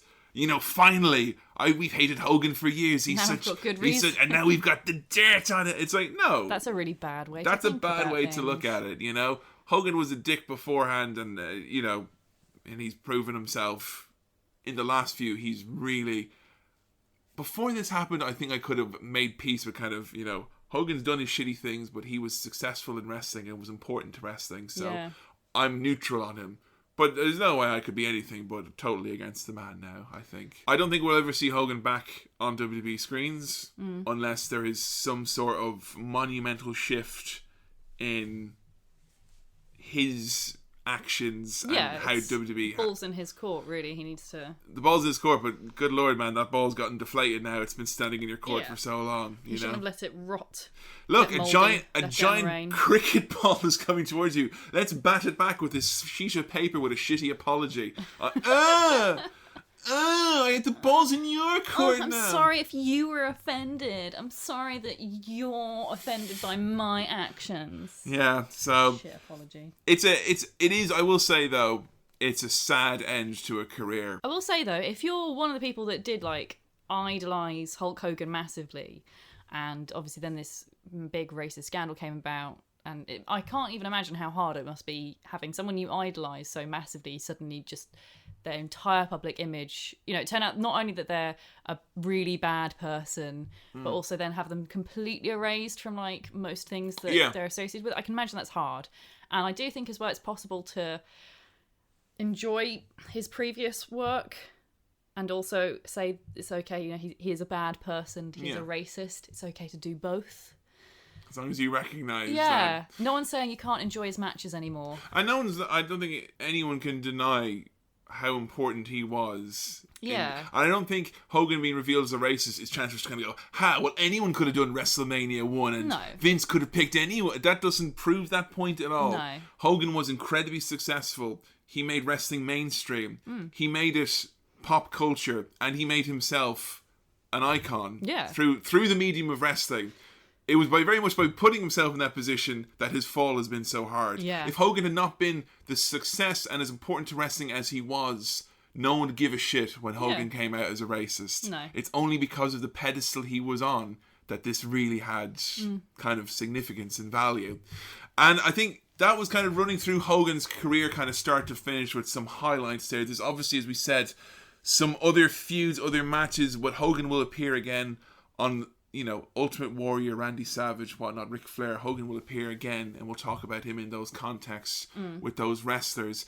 The reason we kind of wanted to do it a little differently this week was that we went through the matches and the career first, and now the tweets, mainly because I kind of wanted us to discuss the man before you feel those hot, hard opinions. Especially because otherwise we might have a whole lot of tweets that we have to go, what? We'll respond to that later. Yeah, exactly, because there's a lot of very specific grievances with Hogan. So with that being said, let's take a little pause for the cause and have a look at some tweets. After the sacrifice, in Sacramento, brother, I realized how far we'd taken this thing, brother. As I was in that slow rolling coffin on the way to the emergency room, as I waited for each bated breath coming out of Jimmy Hart's body that I thought might be his last, I gazed down into his eyes, Ric Flair. Yes, Jimmy Hart was muttering, was stammering, trying to get the words out. I finally understood one word coming out of his mouth. Ric Flair. The steel cage wasn't the answer, brother, to our problems.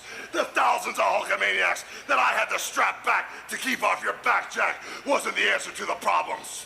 But when I heard Jimmy Hart on the way to the emergency room in that slow rolling coffin mutter the words yappa pie, brother, I knew the answer to the problem, Ric Flair. The yappa pie Indian strap match, Jack. That's what Jimmy Hart was calling for, brother. And now that I know, with the powers to be watching my back, I can box you in contractually.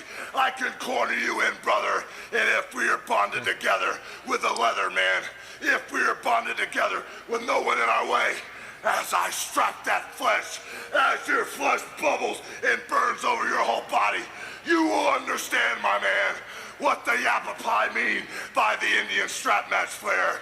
I'm calling your bluff, man. These are sent to us at How To Wrestling on Twitter using the hashtag HowToHogan. So we've got a lot of really good opinions and kind of thoughts and coming in from people. I think this was particularly great because I was worried when we started this that people were just going to focus on the racism. I don't think we got really a single one, actually, except for like a passing reference to "and he's a racist." Yeah, so it's kind of like people still had a lot to say about Hogan other than just this scandal. So there is still a lot to the man, I think, in people's minds other than just this recent development, both good and bad, though. Which is good, because, I mean, before we started researching for the episode, all I knew about him was, he's the racist hot dog man. Formerly, he's the racist hot dog man. He's the racist hot dog man. There's a little theme tune. He went from being hot dog man to racist hot dog man. It's not gotten good for him. And people kind of going, how could you take something as fun and lovely as a hot dog man and make it racist? That's definitely the surefire way to make it more marketable. Yeah, definitely. So we had a tweet in from Yannick Belzil saying, "Never forget the time Hulk Hogan had a war bonnet." Ah, yes. Now his war bonnet is a helmet with... It's like a gladiator helmet. With a fist on top, yeah. With a fist on top, and the fist is a ring, and the helmet has the word Hulkster written. Yeah, it was a brief little extra addition to Hogan's arsenal where he would wear this helmet and then, like, headbutt people. He did it for a few shows. It was like, I think there's probably a warehouse in Stamford, Connecticut full of these fucking things that Hogan never got to sell, so... And he won't now. Dapper's Den said, "He took everything from everyone, but he also brought in all the dimes. Such a politician, this episode used to be about Bret Hart." Yeah, until Hogan had a word in his ear and reminded him that we're contractually obliged to. It'd be better if this episode was about Hulk Hogan. I don't know, I hear that Mick Foley's a little bit stiff-ski. Why don't we do an episode of Hulk Hogan instead, brother, you know? On Twitter, the Pecoraro said, "He is one of the few wrestlers who I would say it is better to look at his portrayals in pop culture more than his match library." Yeah, it may seem that was quite a scant offering throughout his matches of his career, but honestly, after Joe and I sat down and watched Mr. Perfect and Hulk Hogan and she was still bored, I was running out of things to show. The Hogan matches, what did you, other than the Michaels one obviously, but what did you... I will say right now, Hulk Hogan's matches are exactly what I thought wrestling was before I watched any wrestling. So the negative stereotype. Yeah, negative stereotype. I thought it just was punches and kicks, boring, overdone personalities, just stupid, goofy, old white men. That was why I hated wrestling before I watched WWF in the Attitude Era. I completely understand. Because I was like, it's that hokey, neon, 80s crap, and then I was seeing Mick Foley and The Undertaker and Kane. I was like, that's, whoa, what? You know, so definitely Hogan... His match library probably gave wrestling a lot of the bad rep that it has in terms of it being boring. At one point, you asked me you asked me at one point what I thought of the matches that we'd seen. And I said, I could probably quite happily do without seeing another Hulk Hogan match ever in my life. And that's true. Except for the one with him versus Shawn Michaels was genuinely very entertaining, but only for Shawn Michaels. Right, yeah. Okay. This is one of my favourite quotes of all time here from Carl Jefferson on Twitter, coming from Jim Cornette, who's one of my favourite minds in wrestling, and we'll have to do an episode on someday. Talking about Hulk Hogan, you're a household word, but so is garbage, and it stinks when it gets old too. Fucking love that. Absolutely brilliant. I want to nick that. Sick burn. Josh Strickland said, Hulk Hogan is the perfect example of Vince's prototype, the patriotic megastar that does minimal moves and shills merch, i.e. John Cena. Very much a white meat babyface. I know it's quite close to dinner and you're getting hungry now. Very good one here from Jamie Albrecht, talking about, again, most of the Hogan kind of the stuff that people hate Hogan for, about him burying people and holding them down, all that. So little of it can be proven other than conjecture and whatnot. Okay. Hogan operated in the shadows very much, and Jamie Albrecht here, a very important one, which we may have to talk about in a future episode in more detail. Hulk Hogan ratting on Jesse Ventura when he wanted to start a union. So wrestlers don't have a union, they don't have health insurance, they don't have a pension, anything like that. Currently they don't. Currently, back then, still don't, never did. Wow. And Jesse Ventura, as a wrestler, who was one of a few wrestlers who really wanted there to be a union in wrestling so that they could not be taken advantage of. Hogan, being the golden child, allegedly put the kibosh on that and told Vince about it. So, why? Surely it would have benefited him too. Or is he like a Tory? All I'll say is, there's no union. Hogan's on top. Everyone is gracious to get a chance to work with Hogan. He makes all the money. Why would you want to shake that up with a union and change things and how people are pushed and get recognition and all that? You know? Chris BR2411 said, amazing how Hogan's character is synonymous with being such a good guy, despite being an utter shoot dick. Yeah, shoot dick. Shoot dick. A shoot dick. It is funny. There's no one, I don't think, in wrestling who has more people saying more bad things about him, about his career in wrestling. Obviously, there's some other extraneous ones to that, but no one has ever had more widespread derision from his peers about his career than Hulk Hogan. If you throw on an interview and it's some wrestler from the 80s and he's got a bottle of liquor in front of him and he's got a pissed off look in his face, chances are he's going to tell you about that no good motherfucker Hulk Hogan and how he fucked, you know? Yeah. And that's just the sad truth. And I think some people say it's bitterness. People resented that Hogan was the star and he wasn't, and they weren't, and Hogan hogged the spotlight. But needless to say, very few wrestlers in the roster right now would have bad things to say about John Cena. But I don't think anyone of Hulk Hogan's peers would have much nice things to say about him. Yeah, you know? He just sounds like an asshole. And he, as well, the thing that really gets me, this is something that about Hogan I think is his ultimate damning in terms of his peers and how he's perceived in the world of wrestling. Hulk Hogan was not a fan or friends with Rowdy Roddy Piper, who's another wrestler, tragically passed away recently. Ultimate Warrior, another wrestler who tragically passed away, Hulk Hogan was not a friend with.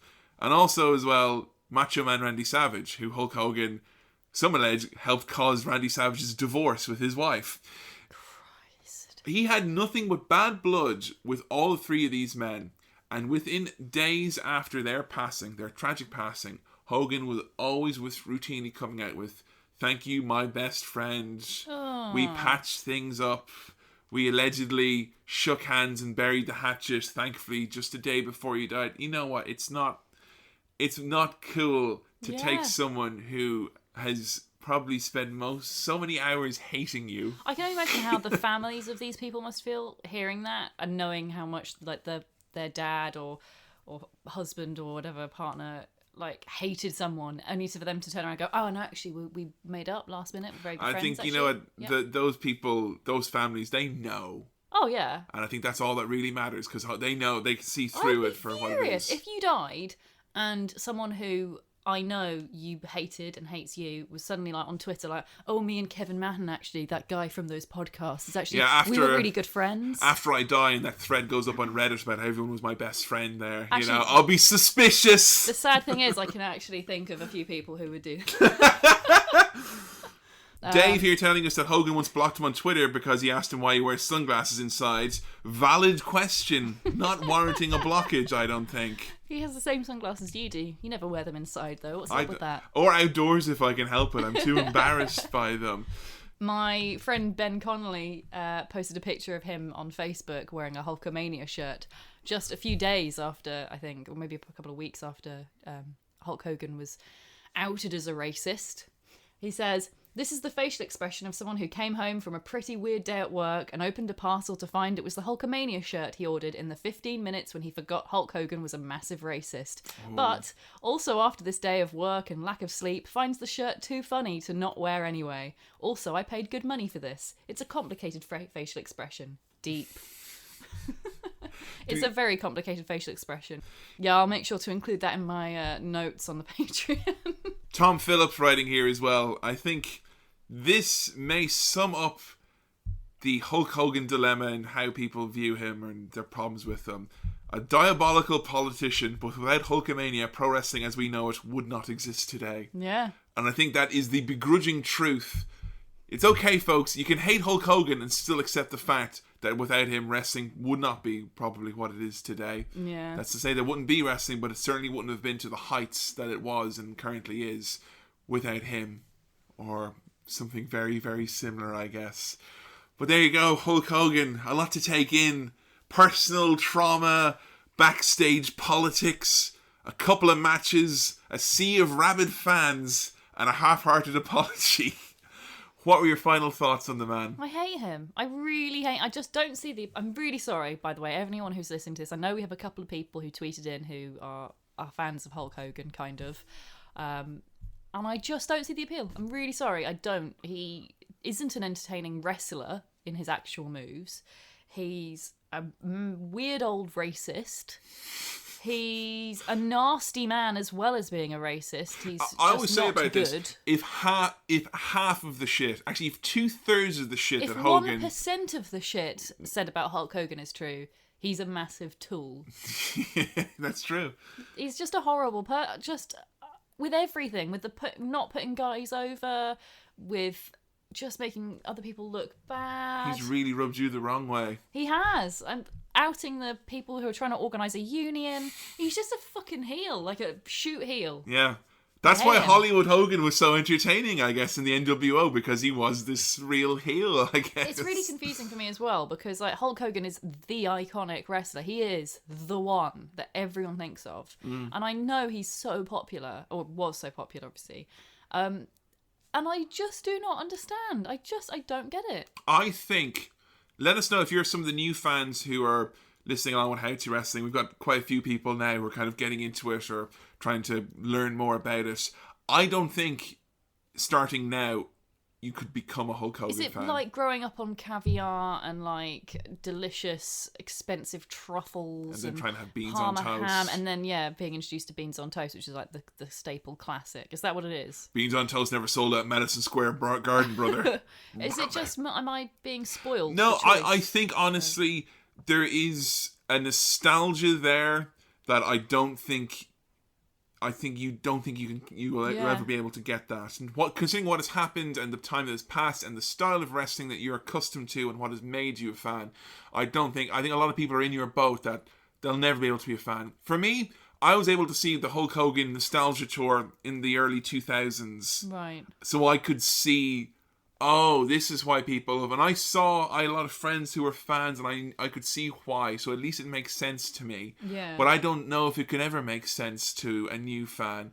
Certainly starting off, if you're going to start to watch wrestling, I would say... Don't watch Hulk Hogan. Would you recommend people go out and watch these matches? The one with Shawn Michaels is worth watching, not to Hulk Hogan, but just as an example of when wrestling doesn't go entirely as planned. Yeah. And that's a classic example. I think it's a really interesting one, and it's an entertaining match. Check out some compilations of promos and just moments, just so you can see the reactions that he got from the crowd and the hold he had over his audience. The promos are definitely worth watching. The Yappa Pie one and the weird one with Donald Trump. Yeah, Pastamania.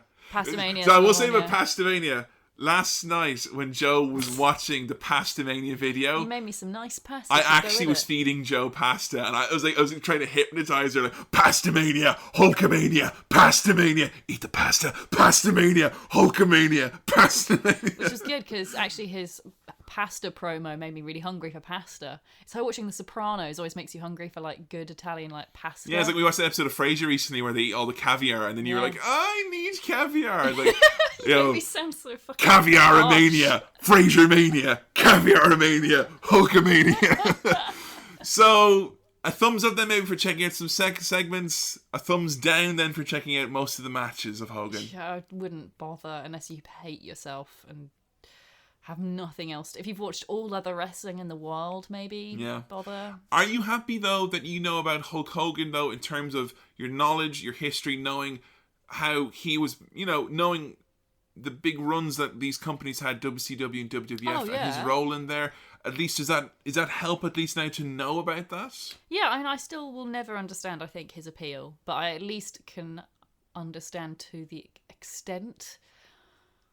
You can make the argument that 2 companies were built on his back. Yeah, I can understand he obviously was good at what he did at his job because he brought with him such success. Mm-hmm. Although I personally don't see how he did it. Yeah. So kudos to him. And also I can understand why he thought he could make that happen for TNA, considering he did it for WCW and WWF. But maybe the delusion just ran a little bit too long for the Hulkster. I think so. He came in like a wrecking ball. There's actually pictures of him on a wrecking ball. Oh yeah, I know. When the Miley Cyrus thing came out, Hulk Hogan whipped off his pants and did something for some shitty site hosting advert. Dude. Hulk Hogan finance, dude. Anyway, that's going to do it for this episode of How to Wrestling. Thank you so much for all the tweets, the Facebook posts, the match suggestions. I think we got a really good chance to really delve into.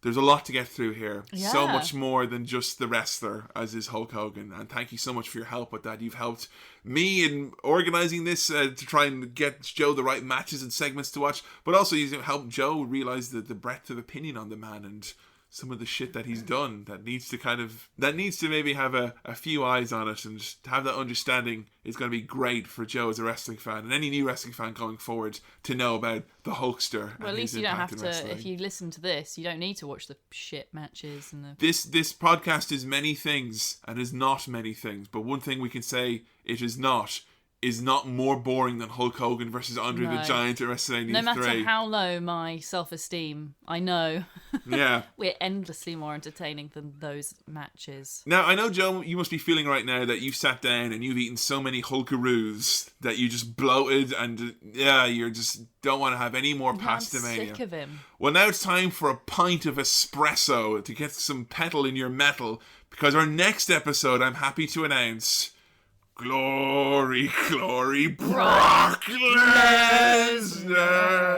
Oh, it's How to Lesnar. Long awaited, much anticipated, and I'm going to say it now, and we'll talk about it more in the episode, but here we're going to be doing the episode on who is currently my favourite wrestler in the WWE. I'm talking about the Conqueror, the one behind the one, in 22-1, I'm just turning it to Paul Heyman now. You are, yeah. It's great. It's a dream. Someone get me a big phone, like, you know? There's a remote control right there. Just use that. I like the idea that I'm Paul Heyman and you're Brock Lesnar.